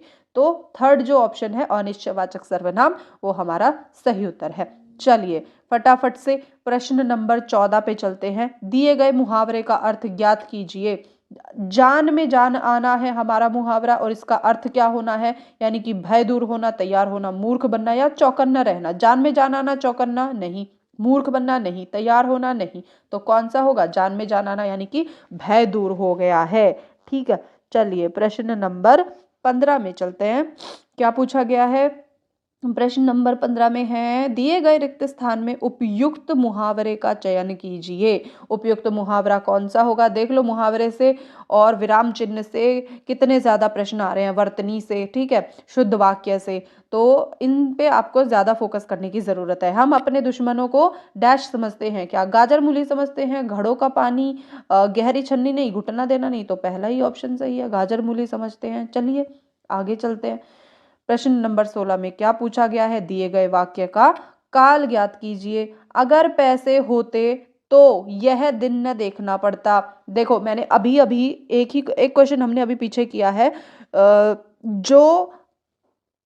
जो कमाए सो खाए। ठीक है, उसमें क्या था, हेतु हेतु मद भूतकाल। अब यहाँ क्या पूछा है, अगर पैसे होते तो यह दिन न देखना पड़ता। तो इसमें क्या होगा, वो भी ऐसा ही वाक्य है। तो यहाँ भी आपका जो आंसर होगा वो हेतु हेतु मद भूतकाल होगा, क्योंकि अगर पैसे होते तो मतलब इस पे क्या है, डिपेंडेंसी आ गई है। ठीक है, चलिए आगे चलते हैं। प्रश्न नंबर 17 में दिए गए समश्रुति भिन्नार्थक शब्द का उचित अर्थ ज्ञात कीजिए। आदि और आदि। ठीक है, आदि होता है और आदि का देखते हैं। त्योहार, गंदा, शरीर का अंग या आरंभ, या फिर आरंभ या अभ्यस्त, या फिर अंत या बराबर। देखो यहाँ जो आपका उत्तर हो जाएगा वो होगा आपका ऑप्शन नंबर 3, आरंभ और अभ्यस्त। ठीक है, आरंभ और जो अभ्यस्त है वो आदि और आदि के लिए सही अर्थ दिखा रहा है। ठीक है, चलिए प्रश्न नंबर 18 में चलते हैं। दिए गए मुहावरे का अर्थ ज्ञात कीजिए। देखिए फलना फूलना। ठीक है, क्या पूछा है, फलना फूलना का मुहावरे का अर्थ क्या होगा। चलिए, मोटे होना, भयभीत होना, धनवान होना या मतभेद पैदा करना। आप ऑप्शन से ही देख सकते हैं कि फलना फूलना मोटे होना होगा कि भयभीत होना, धनवान होना या मतभेद होना। देखो मतभेद नहीं हो सकता, भयभीत नहीं, मोटे होना नहीं होता है, धनवान होना, यानी कि फलना फूलना, यानी कि आप धनवान हो गए। ठीक है, चलिए आगे चलते हैं। प्रश्न नंबर 19 में क्या पूछा गया है, दिए गए शब्द का पर्यायवाची शब्द ज्ञात कीजिए। रात्रि, रात्रि का जो पर्यायवाची शब्द है कौन सा होगा इसमें से। प्रश्न नंबर 19 में पूछा गया है दिए गए शब्द का पर्यायवाची शब्द ज्ञात कीजिए। शब्द है विष। विष का जो पर्यायवाची शब्द होते हैं वो कौन से होते हैं, विष यानी जहर यानी माहुर। ठीक है, ये कह सकते हैं आप। चलिए यहां से देख लेते हैं, रात्रि, गहरा, गरल या गर्व। यहां से जो ऑप्शन आपको मिलने वाला है वो क्या है, तो जो गरल है वो विष के लिए प्रयोग किया जाता है, तो विष का जो क्या होगा पर्यायवाची शब्द, गरल। दिए गए वाक्य का काल ज्ञात कीजिए। महादेवी वर्मा ने संस्मरण लिखे थे, हमारे पास वाक्य है ये, और ये कौन सा वाक्य है, पूर्ण भूतकाल है, अपूर्ण भूतकाल है, सामान्य भूतकाल है या संदिग्ध भूतकाल है। तो यहाँ से जो आपका उत्तर आएगा वो होगा सामान्य भूतकाल। ठीक है, ये तीनों इसके लिए सही उत्तर नहीं है। महादेवी वर्मा ने संस्मरण लिखे थे, तो सामान्य भूतकाल हो गया। चलिए प्रश्न नंबर 2 में देखते हैं क्या पूछा गया है। प्रश्न नंबर 2 में बात की गई है कि जो आपको वाक्य दिया गया है वो किस प्रकार का वाक्य है, ये ज्ञात करना है आपको। ठीक है, चलिए तो देखते हैं कि वाक्य क्या है। रमन ने घर का काम खत्म किया और खेलने लगा, तो क्या आ रहा है यहाँ पे, और से दोनों वाक्य, मतलब यहाँ से जो वाक्य है ये जोड़ा जा रहा है, तो ये मिश्र वाक्य होगा, आज्ञावाचक होगा, सरल होगा कि संयुक्त होगा। ऑप्शन नंबर 4 एकदम सही है, संयुक्त वाक्य ये होगा, रमन ने घर का काम खत्म किया और खेलने लगा।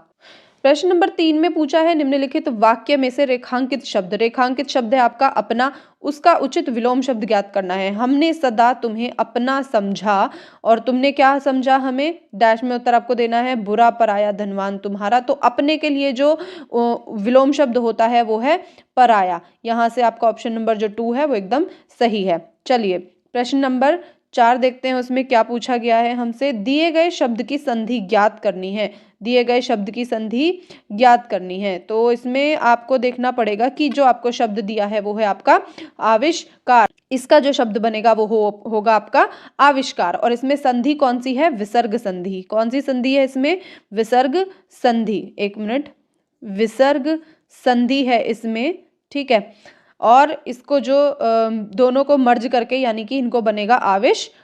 जो सही उत्तर है वो है सेकंड। चलिए प्रश्न नंबर 5 में चलते हैं, क्या पूछा गया इसमें, दिए गए शब्द का समास ज्ञात कीजिए, और शब्द दिया है यथाशक्ति यानी कि यथा के अनुसार। तो इसमें कौन सा होगा, अव्ययी भाव, कर्मधारय, द्विगु समास और तत्पुरुष।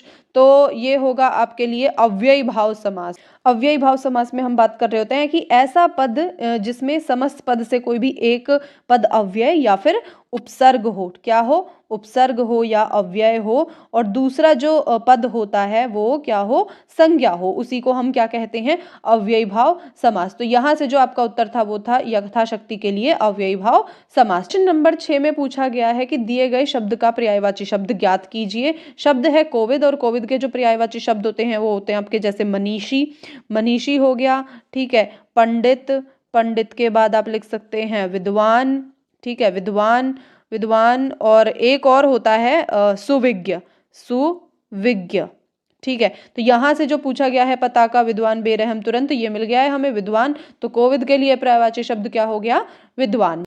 प्रश्न नंबर 7 में क्या पूछा गया है, शब्द का पुल्लिंग शब्द बताना है। जो दिया गया है शब्द ग्वालिन दिया है, और इसके ऑप्शन है ग्वालनी, ग्वाल, ग्वाली या ग्वाला। तो सीधी बात है जो इसका पुल्लिंग बनेगा वो होगा ग्वाला। ग्वालिन के लिए ग्वाला शब्द प्रयोग में लाया जाता है पुल्लिंग के लिए। ठीक है, तो प्रश्न नंबर 8 में देखते हैं क्या पूछा है, दिए गए वाक्य में किन विराम चिन्हों का उपयोग किया जाएगा उनकी पहचान कीजिए।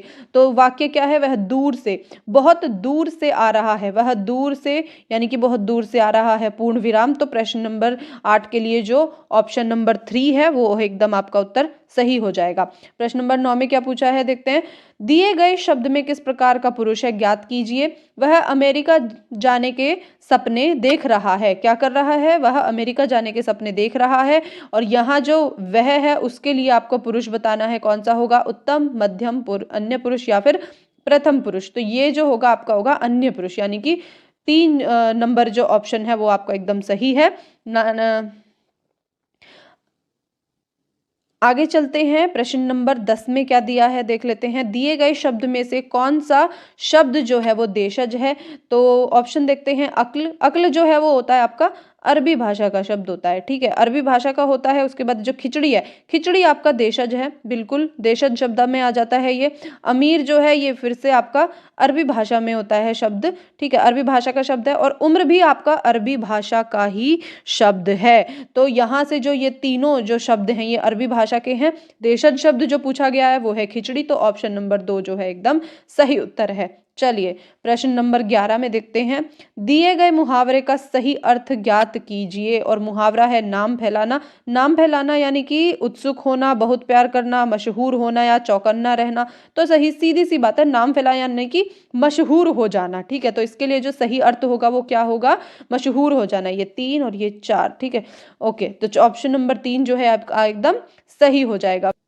प्रश्न नंबर 12 में पूछा है वाक्य का सार्थक शब्द ज्ञात कीजिए, ठीक है। सार्थक शब्द क्या करना है? ज्ञात करना है, यानी कि एक भाषा के विचारों को दूसरी भाषा में व्यक्त करना क्या कहलाता है? इसके लिए एक सार्थक जो शब्द है वो ढूंढना है हमें। अनुवादक होता है, अन्योदर होता है, अनाहूत होता है या अनुवाद होता है? तो अनुवाद होता है, सीधी सी बात है। तो प्रश्न नंबर 12 के लिए जो ऑप्शन नंबर 4 है एकदम सही है। अनुवाद करना होता है, एक भाषा का दूसरी भाषा में व्यक्त करना अनुवाद करना हो जाता है। चलिए प्रश्न नंबर 13 के बारे में देखते हैं, बात करेंगे। इसमें क्या पूछा है? दिए गए चिन्हों में से निर्देशक चिन्ह जो है वो कौन सा है? निर्देशक चिन्ह कौन सा है? तो यहाँ आपको दिया गया है जो सेकंड ऑप्शन, ये है आपका निर्देशक चिन्ह। जैसे कि आप कुछ भी लिखेंगे तो उसके लिए ऐसे डाल देते हैं और फिर आप यहाँ से लिखना शुरू करते हैं। जैसे आपने लिखा प्रश्न 1, फिर ऐसे करते हैं और फिर आगे प्रश्न लिख देते हैं, ठीक है। तो निर्देशक चिन्ह कौन सा हो गया आपका? ये आपका ऑप्शन नंबर जो 2 है ये आपका सही उत्तर हो जाता है। चलिए प्रश्न नंबर 14 को देख लेते हैं। रिक्त स्थान में दिए गए उचित मुहावरे का चयन करें।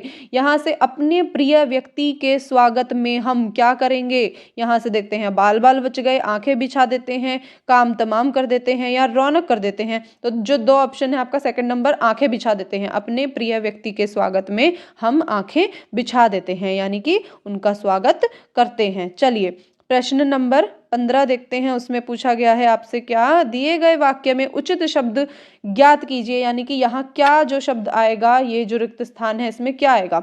बैर आएगा, बीर आएगा, बार आएगा या बेर आएगा, ठीक है। बैर, बीर, बार या बेर। तो ये क्या है? मीठे नहीं है। किसके बारे में बात हो रही है? बेर के बारे में बात हो रही है। तो ऑप्शन नंबर 4 एकदम सही उत्तर है।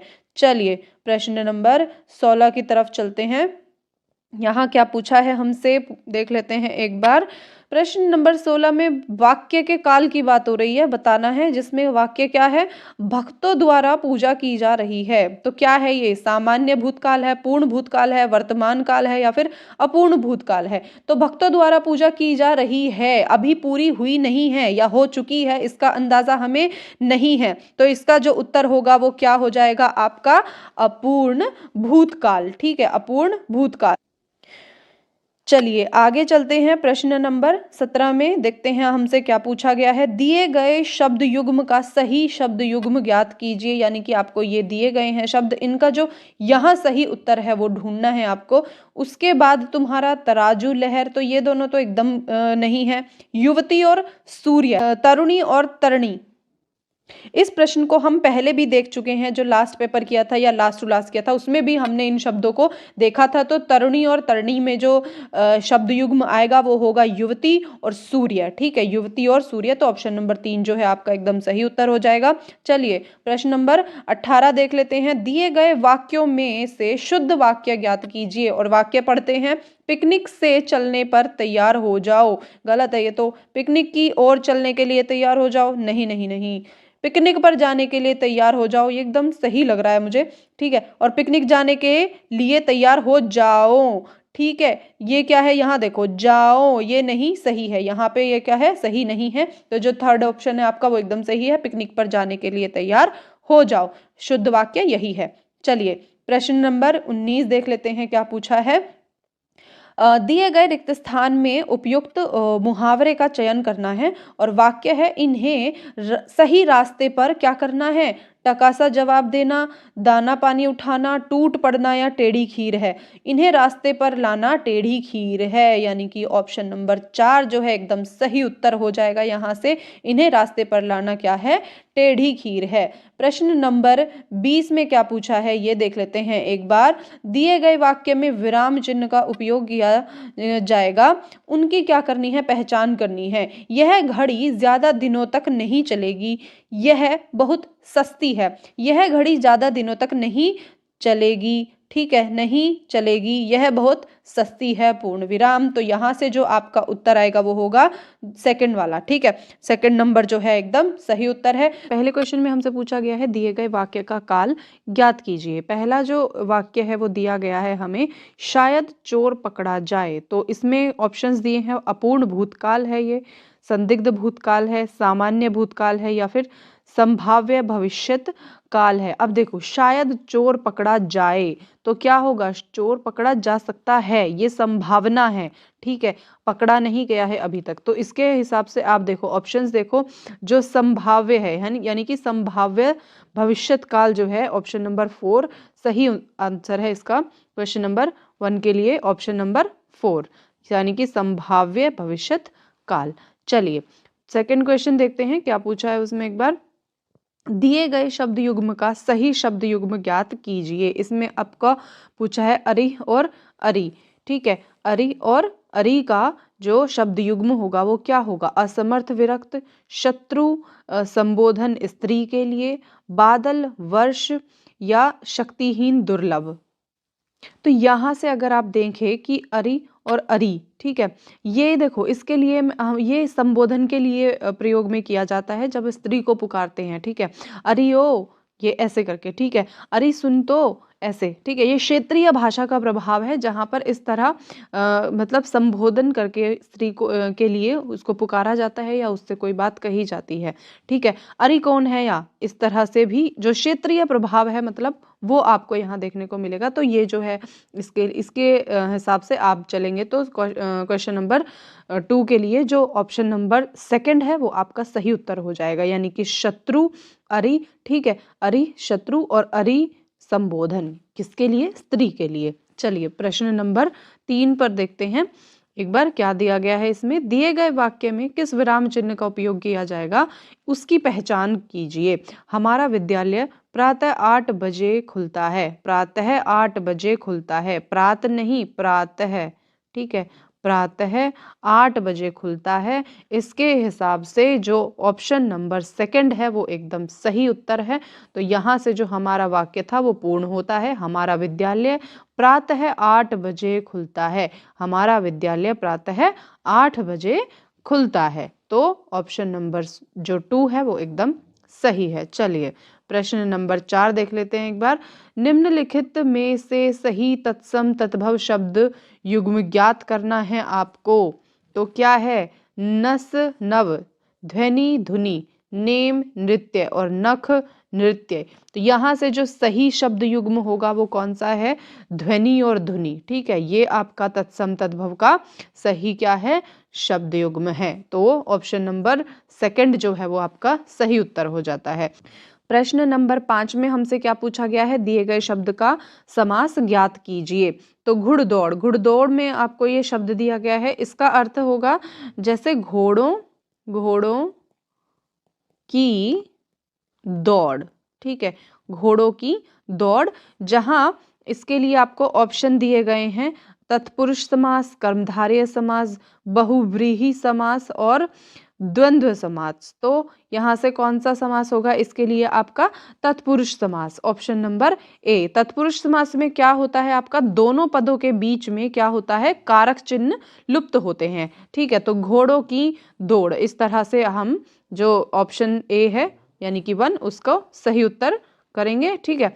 तो प्रश्न नंबर 6 पर चलते हैं, क्या पूछा गया है?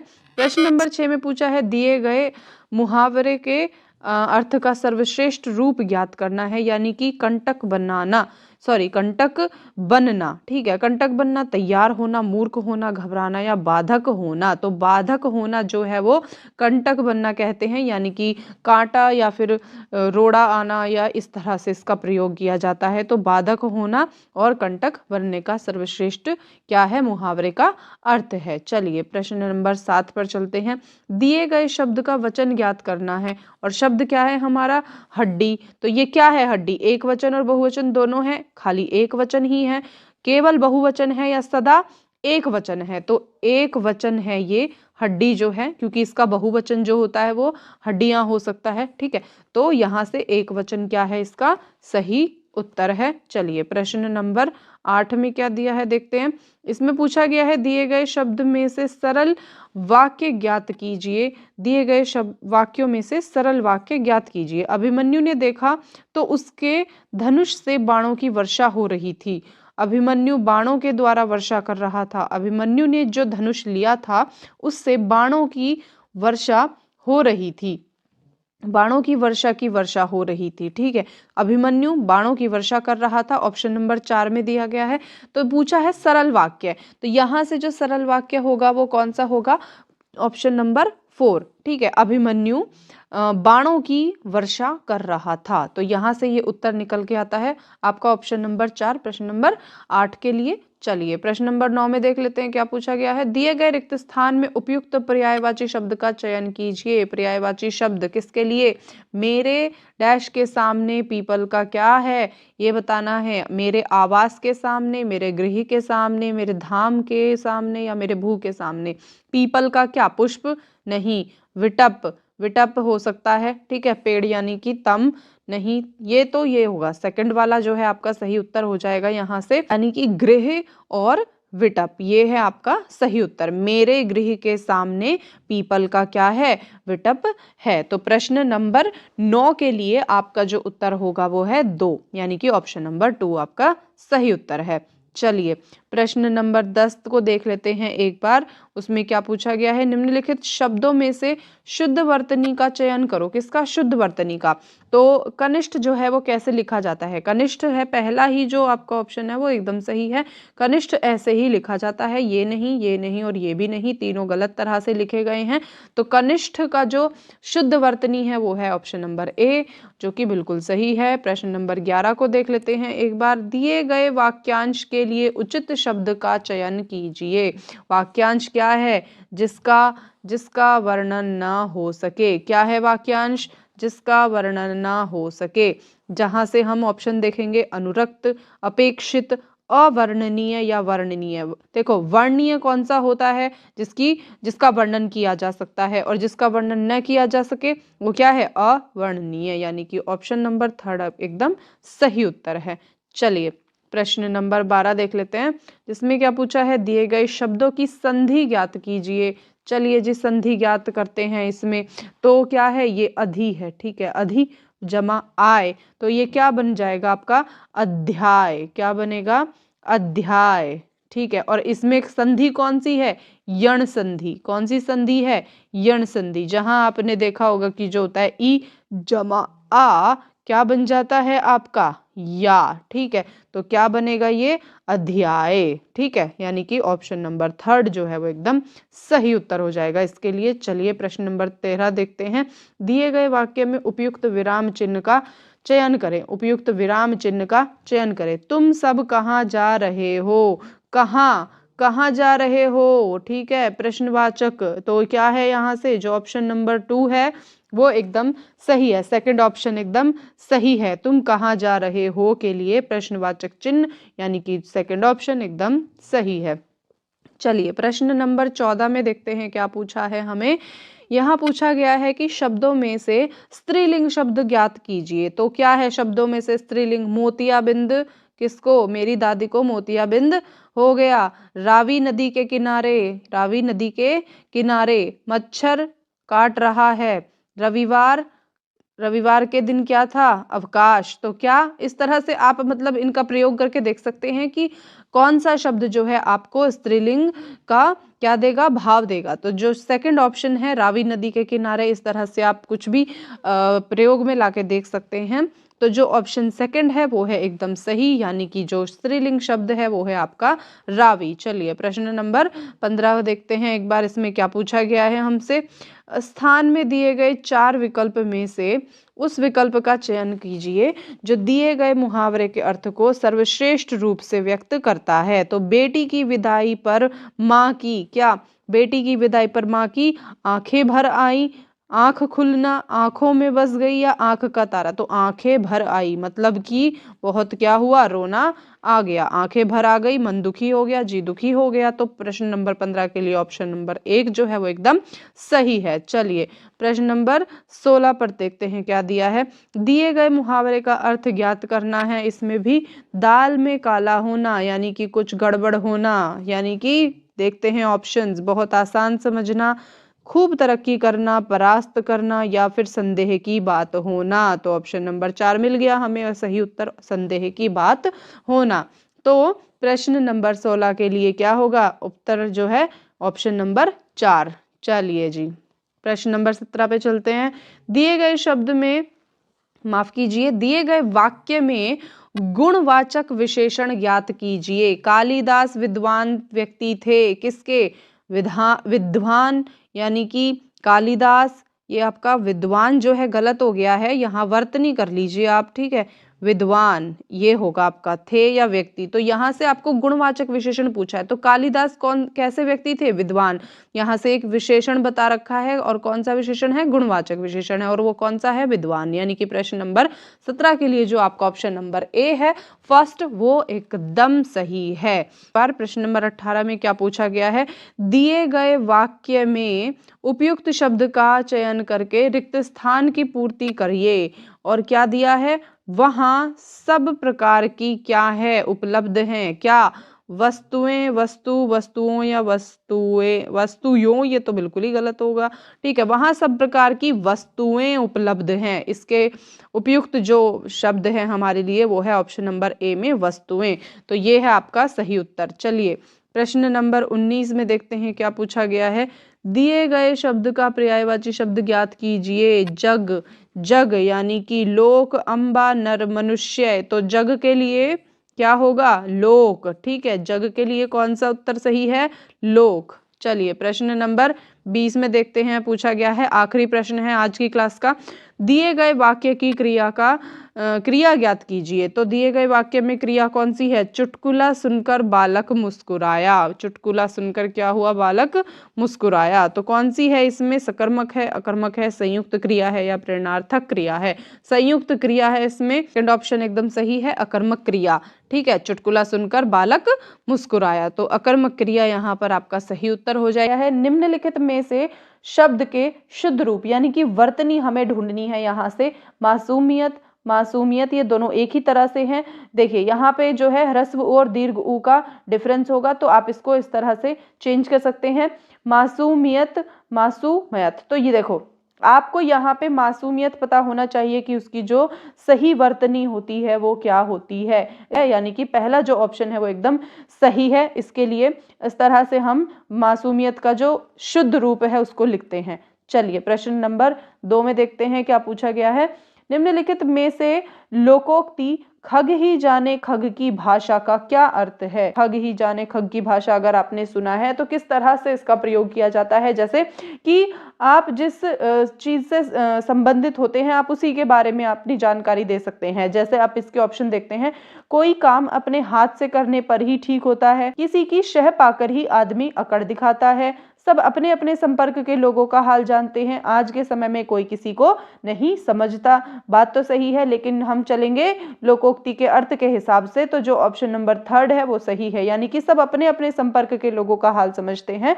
खग ही जाने खग की भाषा का अर्थ आप इस तरह से निकाल सकते हैं कि आप जिस भी चीज से संबंधित हैं आप उसी के बारे में अपना विचार रख सकते हैं। ठीक है, तो चलिए प्रश्न नंबर 3 तो देख लेते हैं क्या पूछा है इसमें।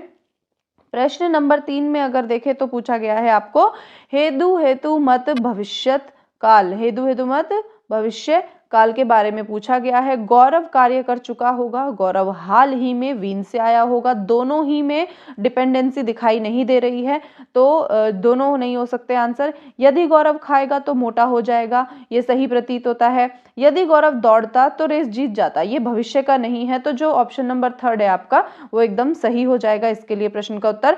हेतु हेतु मद भविष्य काल का जो उत्तर होगा वो होगा यदि गौरव खाएगा तो मोटा हो जाएगा। ठीक है, चलिए प्रश्न नंबर 4 में देखते हैं क्या पूछा गया है।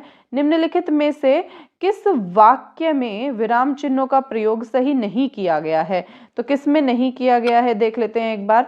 वह कॉलेज न जा सका क्योंकि बीमार था। सुरेश तुम यहीं ठहरो, आप संभवतः आगरा के निवासी हैं, हे भगवान दया करो। यहाँ से जो आपका उत्तर आएगा वो निकल के आता है प्रश्न नंबर 4 के लिए ऑप्शन नंबर 1, वह कॉलेज न जा सका क्योंकि बीमार था। ठीक है, तो यहाँ जो है आपका विराम चिन्हों का सही प्रयोग नहीं किया गया है। चलिए प्रश्न नंबर 5 में देख लेते हैं क्या है।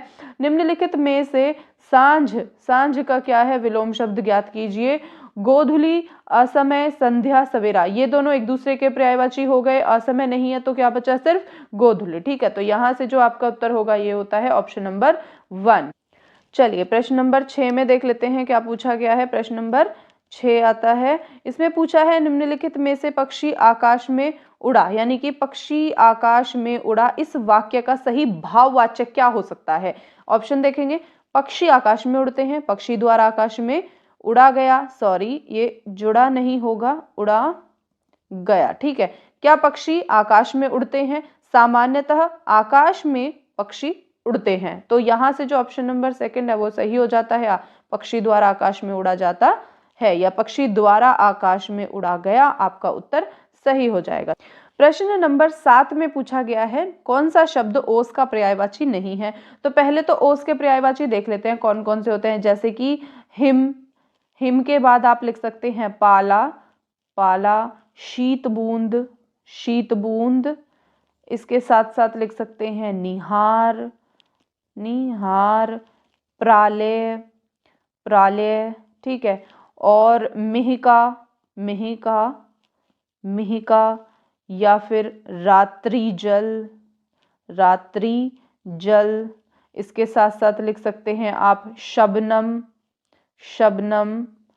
और भी लिख सकते हैं, जैसे यहाँ से जो है तुषार, तुहिनकर्ण या फिर हिमशिखर। और जो यहाँ से ओस का पर्यायवाची नहीं है वो कौन सा है? सारमेय, यानी कि ऑप्शन नंबर 4 जो हो जाता है आपका सही उत्तर हो जाता है इसके लिए। तो ओस के पर्यायवाची यहाँ से कितने निकले हैं हमारे? हिम, पाला, शीतबूंद, निहार, प्रालय, मिहिका, रात्रि जल और शबनम। इसके साथ साथ 3 हमने यहाँ से लिए हैं, आप इनको अपनी नॉलेज में ऐड कर सकते हैं। तो जो चौथा था सारमेय वो नहीं है ओस का पर्यायवाची और वही इसका उत्तर भी है। चलिए प्रश्न नंबर 8 को देख लेते हैं क्या पूछा है इसमें। दिए गए वाक्यांश के लिए एक शब्द का चयन कीजिए। दिए गए वाक्यांश के लिए एक शब्द का चयन, और वाक्यांश है जो किसी व्यक्ति या वस्तु के प्रति क्या होता है? आसक्त होता है। क्या कहते हैं? अनुरक्त, अनिमेष, अप्रगल्भ या अनुढ़ा।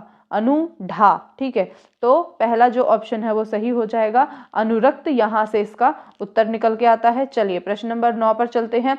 निम्नलिखित में से कौन सा शब्द निश्चयवाचक सर्वनाम का उदाहरण है? बहुत ही आसान प्रश्न, यह, शायद, संभवतः या कदाचित, तीनों जो है अनिश्चय के लिए हमें प्रयोग में लाए जाते हैं, और जो पहला है यानी कि यह जो है वो निश्चयवाचक सर्वनाम का उदाहरण है। चलिए प्रश्न नंबर 10 की तरफ चलते हैं क्या पूछा है। निम्नलिखित में से उस शब्द का चयन कीजिए जिनका दोनों वचनों में समान रूप रहता है, यानी कि आप उसे कैसे भी प्रयोग करें उसके लिए आपको उसके बहुवचन की जो आवश्यकता है वो नहीं पड़ती।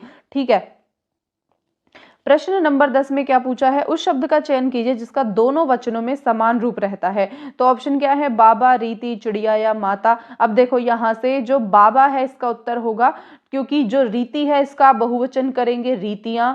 ठीक है, रीतियां। चिड़िया से करेंगे चिड़िया,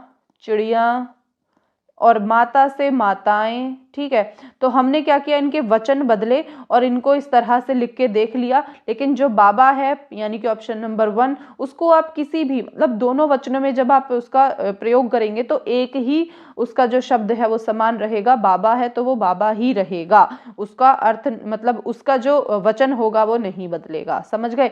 चलिए प्रश्न नंबर 11 पर चलते हैं। यहाँ पूछा है सरल वाक्य। सरल वाक्य में के बारे में पूछा गया है कि कौन सा इसमें क्या है? सरल वाक्य है।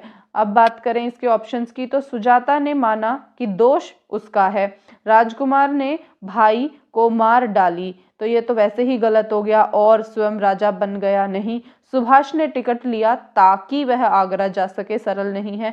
जल्दी न चलने पर पकड़े जाओगे, पकड़े जाओगे, तो ये जो आपका ऑप्शन है 4, ये एकदम सही है। सरल वाक्य में 4th ऑप्शन सही है। चलिए प्रश्न नंबर 12 देख लेते हैं।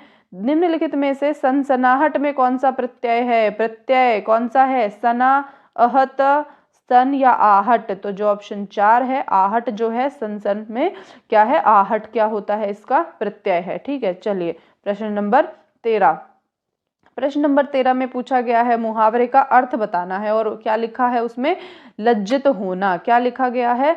लज्जित होना। यहाँ से देख लेते हैं एक बार इसके ऑप्शंस को। लज्जित होने के लिए मुहावरे का अर्थ क्या होगा? औने पौने करना, उम्र का पैमाना भर जाना, एक आंख से देखना या ओस पड़ जाना। लज्जित होना वही है आपका शर्मसार हो जाना। तो जो ऑप्शन नंबर 4 है, यानी कि इसका जो अर्थ इस तरह से आएगा, ओस पड़ जाना। ठीक है, मुहावरे का अर्थ लज्जित होने के लिए प्रयोग में आएगा ओस पड़ जाना। चलिए प्रश्न नंबर 14 देखते हैं, इसमें क्या पूछा गया है।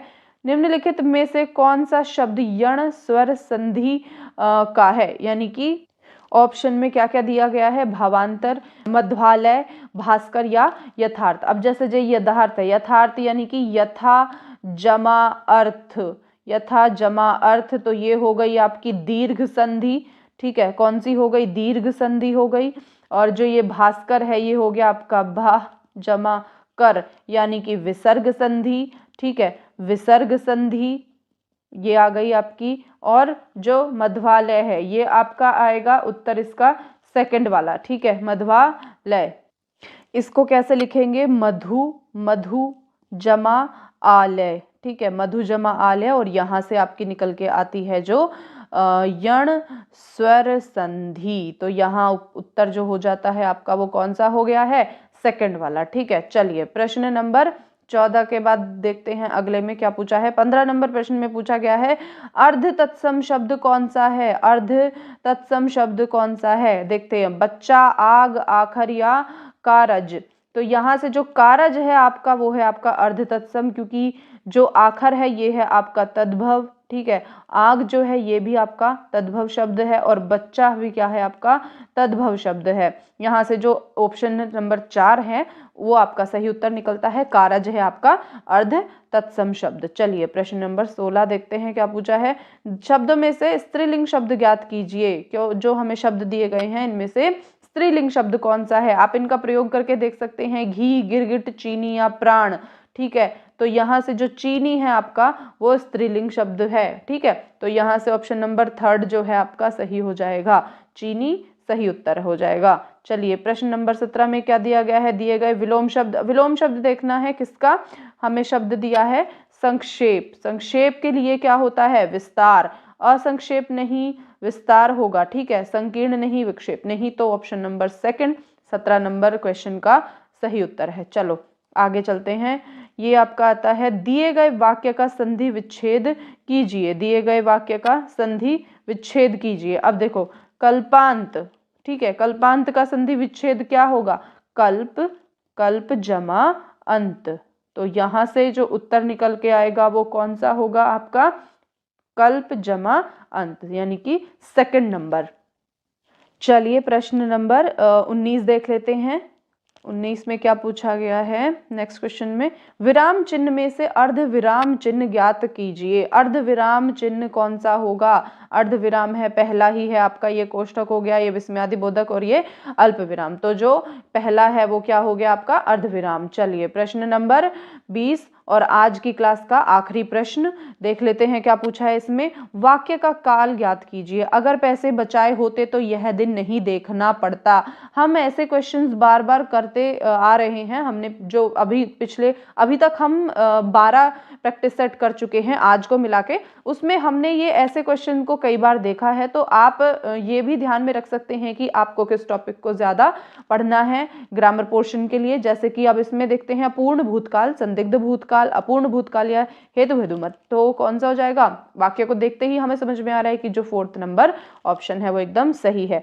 कह रहे हैं कि दिए गए वाक्य में किस काल का उदाहरण है, उसे ज्ञात करना है। तो वाक्य क्या दिया गया है? हमें दिया है श्रेया स्कूल जा रही थी। इसके लिए हमें जो विकल्प दिए गए हैं वो है आपका आसन्न भूतकाल, पूर्ण वर्तमान काल, संभाव्य भविष्य काल और अपूर्ण भूतकाल। सबसे पहले हमें क्या करना है? वाक्य को ना बहुत ही ध्यानपूर्वक पढ़ लेना है एक बार। श्रेया स्कूल जा रही थी, यहाँ से हमें एक बात की बिल्कुल श्योरिटी है कि ये जो आपका वाक्य है ये है आपका भूतकाल का वाक्य है। ठीक है, भूतकाल का वाक्य है। तो यहाँ से आपके ऑप्शन कौन से कैंसिल हो जा रहे हैं ये जान लेने से कि ये भूतकाल का वाक्य है। तो आपका जो भविष्य काल है वो बिल्कुल कैंसिल हो गया और वर्तमान काल है वो भी बिल्कुल कैंसिल हो गया। बचे हमारे पास 2 ऑप्शन, जिसमें कि एक है आसन्न काल और एक है भूतकाल। अब अगर आपको ये पता है कि आसन्न काल क्या होता है, आसन्न भूतकाल में क्या होता है कि जो हमारे कोई भी कार्य हो रहा होता है वो अभी समाप्त होने का पता लगता है उसमें, यानी कि जो निकट समाप्ति का उसमें आभास होता है। हमें कोई भी कार्य के निकट भूत में कंप्लीट होने की हमें संभावना दिखाई देती है उस वाक्य के अंदर। ठीक है, जैसे कि उसने दूध पी लिया है, कि अभी ये जो काम है हमारा समाप्त हुआ है आसन्न भूतकाल में। और अपूर्ण भूतकाल क्या होता है? इसमें आपको क्या लगेगा कि जो अभी बीता समय है उसमें कार्य के चल रहे होने का पता चलता है, ना कि समाप्ति का। ठीक है, इसमें हमें समाप्ति का पता नहीं चलता है, इसीलिए इसको अपूर्ण भूतकाल में हम रखते हैं। जैसे यहां से जो आपने देखा कि श्रेया स्कूल जा रही थी, लेकिन अभी ये नहीं पता है कि वो जा चुकी है या नहीं जा चुकी। ठीक है, तो यहाँ क्या है? निश्चित नहीं है कि वो स्कूल जा चुकी है। हाँ, वो जा रही थी, यानी कि कार्य जो है उसके होने का पता चल रहा है, लेकिन समाप्ति का, उसका जो समाप्त होने का बोध है वो हमें यहाँ पे ज्ञात नहीं होता। इसी को हम क्या कहते हैं? अपूर्ण भूतकाल कहते हैं। और यहीं से जो आपका आंसर है वो निकल के आ गया है 4th वाला। ठीक है, तो 4th जो है आपका एकदम सही उत्तर है प्रश्न नंबर 1 के लिए। प्रश्न नंबर 2 में क्या पूछा गया है कि यहाँ पे कौन सा जो वाक्य है वो मिश्र वाक्य नहीं है। जब भी हम प्रश्न को पढ़ें तो हमें ध्यान रखना है कि उसके हमें बहुत ही केयरफुली रीड करना है। ठीक है, क्यों? क्योंकि जब हम क्वेश्चन को अच्छे से रीड करेंगे तभी हम क्वेश्चन के आंसर तक पहुंच सकते हैं। ठीक है, तो मिश्रित वाक्य यानी कि मिश्र वाक्य कौन सा नहीं है वो हमें यहाँ पे बताना है। तो ऑप्शन देख लेते हैं। कार्य समाप्त हो जाए तो आप जा सकते हो, तो आप जा सकते हो। यदि पानी न बरसा तो सूखा पड़ जाएगा। आश्चर्य है कि वह हार गया। करण और अर्जुन साथ ही रहते हैं। अब देखो यहां से जो क्या हो रहा है, ये तीनों जो हमारे वाक्य हैं, पहला, दूसरा और तीसरा, इसमें हमें जुड़ाव जो है तो या की, ठीक है, इनसे क्या किया गया है? इनको जोड़ा गया है एक तरह से। और यहाँ पे जो आपका 4th जो ऑप्शन है वो एकदम सही है। ये आपका मिश्रित वाक्य नहीं है। ठीक है, करण और अर्जुन साथ ही रहते हैं, यानी कि ये जो आपका वाक्य है ये एकदम मिश्र वाक्य में इसको इंक्लूड नहीं किया जाएगा। तो ये आपका सही उत्तर हो जाएगा, यानी कि क्वेश्चन नंबर 2 के लिए ऑप्शन नंबर 4 जो है एकदम करेक्ट है। चलिए प्रश्न नंबर 3 में क्या पूछा है देख लेते हैं। निम्नलिखित में से एक वचन शब्द का चयन करना है। ठीक है, क्या करना है? एक वचन शब्द का चयन करना है। और यहाँ पे आपसे 4 ऑप्शन दिए गए हैं आपको। शासक वर्ग, दिशा, पाठक वृंद और नेतागण। देखो नेतागण, इसमें भी आपको क्या होगा? बहुवचन का अभाव आएगा। ठीक है, शासक वर्ग में भी क्या हो रहा है? बहुवचन का भाव आ रहा है, और पाठक वृंद में भी। तो इसका जो दिशा का जो बहुवचन होता है वो होता है दिशाएं। दिशाएं, ठीक है, यानी कि हमारा जो ऑप्शन है 2 ये हमारा सही उत्तर होगा। एक वचन शब्द के लिए हमें चयन करना था, इन सब में से एक शब्द को चुनना था, जो कि है 2 दिशा, वो है हमारा एक वचन। चलिए, तो प्रश्न नंबर 4 में पूछा गया है क्या कि मूषक जो है वो किसका पर्यायवाची है इनमें से। ठीक है, इंदुर है, विदु है, रद्र है या फिर है। 4 ऑप्शन दिए हैं। सबसे पहले देख लेते हैं कि इसके जो पर्यायवाची शब्द हैं वो कौन से हैं। तो सबसे पहला जो शब्द लिखेंगे हम वो है हमारा गणेश वाहन। क्या है? गणेश वाहन। अब देखो आप सबको पता है कि गणेश जी जो हैं मूषक यानी कि चूहे की सवारी वो करते हैं। तो कह सकते हैं कि जो गणेश जी का स्कूटर, कार या फिर साइकिल, स्कूटी जो भी है वो क्या है? मूषक राज ही है। ठीक है, तो यहाँ से हमने ये पता करा कि जो गणेश वाहन है वो भी क्या है? मूषक को ही कहा जाता है। इसके साथ साथ मूषिक, मूषिक है ना, यहीं से आप लिख सकते हैं मूषिका, मूषिका। इसी के साथ साथ इंदुर भी लिख सकते हैं आप यहाँ से, इंदुर। ठीक है, मूस, साथ साथ मूसा, मूसा, और एक और लिख लीजिए आखू।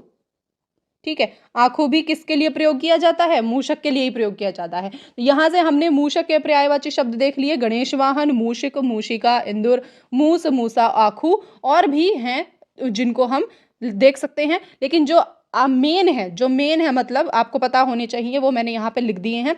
चलिए, तो यहाँ से हमें हमारा उत्तर मिल गया है कि जो मूषक का पर्यायवाची शब्द है वो क्या है? इंदुर। अब देखिए, एक बार बाकी सबको भी देख लेते हैं।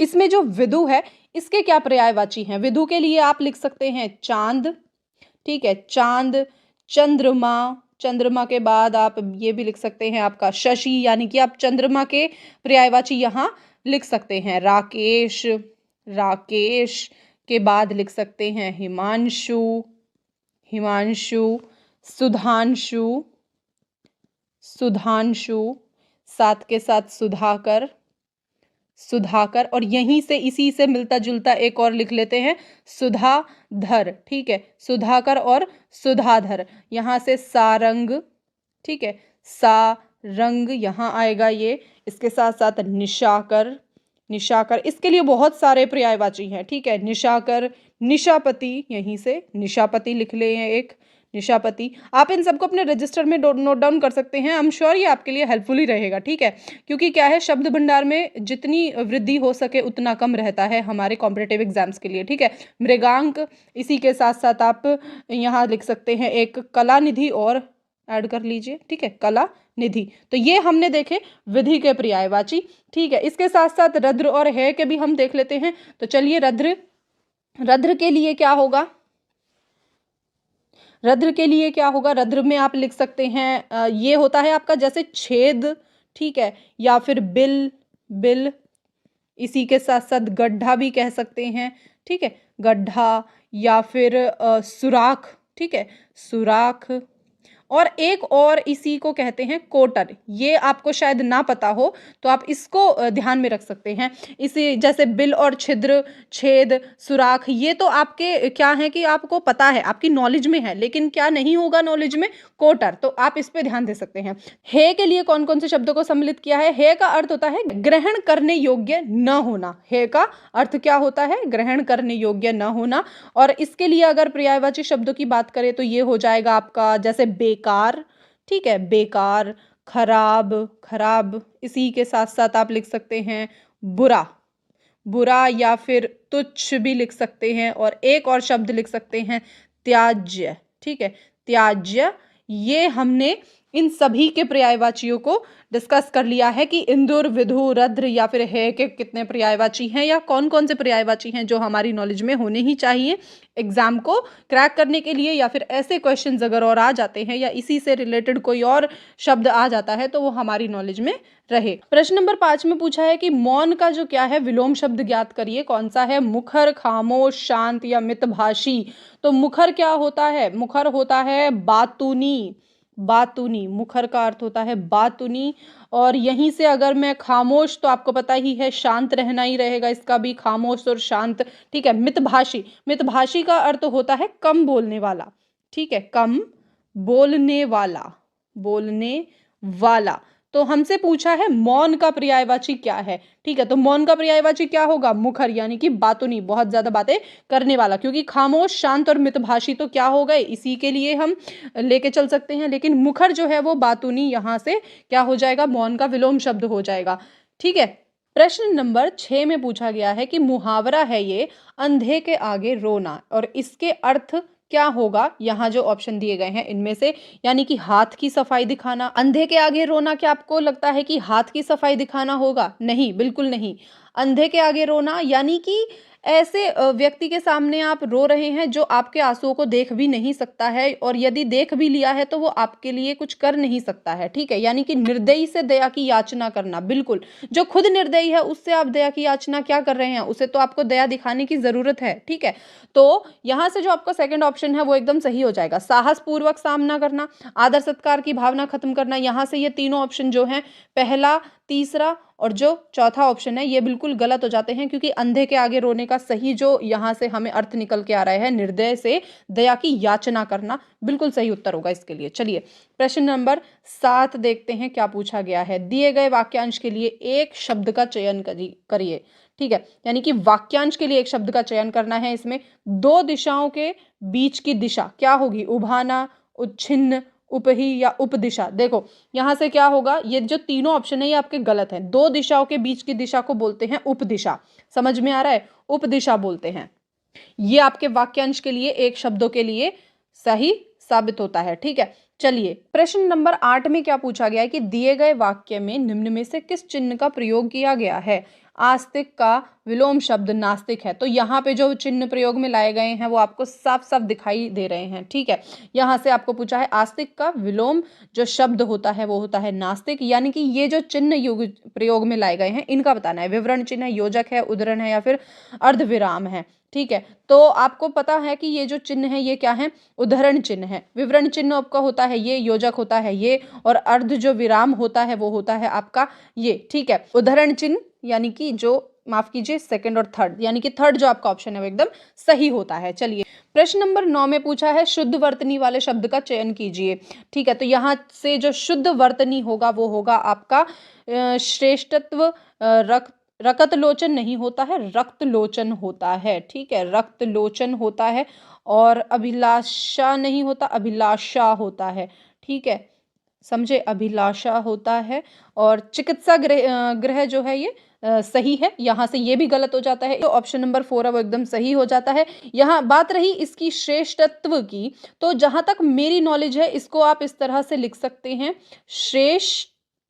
ठीक है, अगर आपको इसका कोई और बेहतर पता है इसको किस तरह से लिखा जाता है तो आप मुझे कमेंट सेक्शन में कमेंट करके जरूर बताइएगा।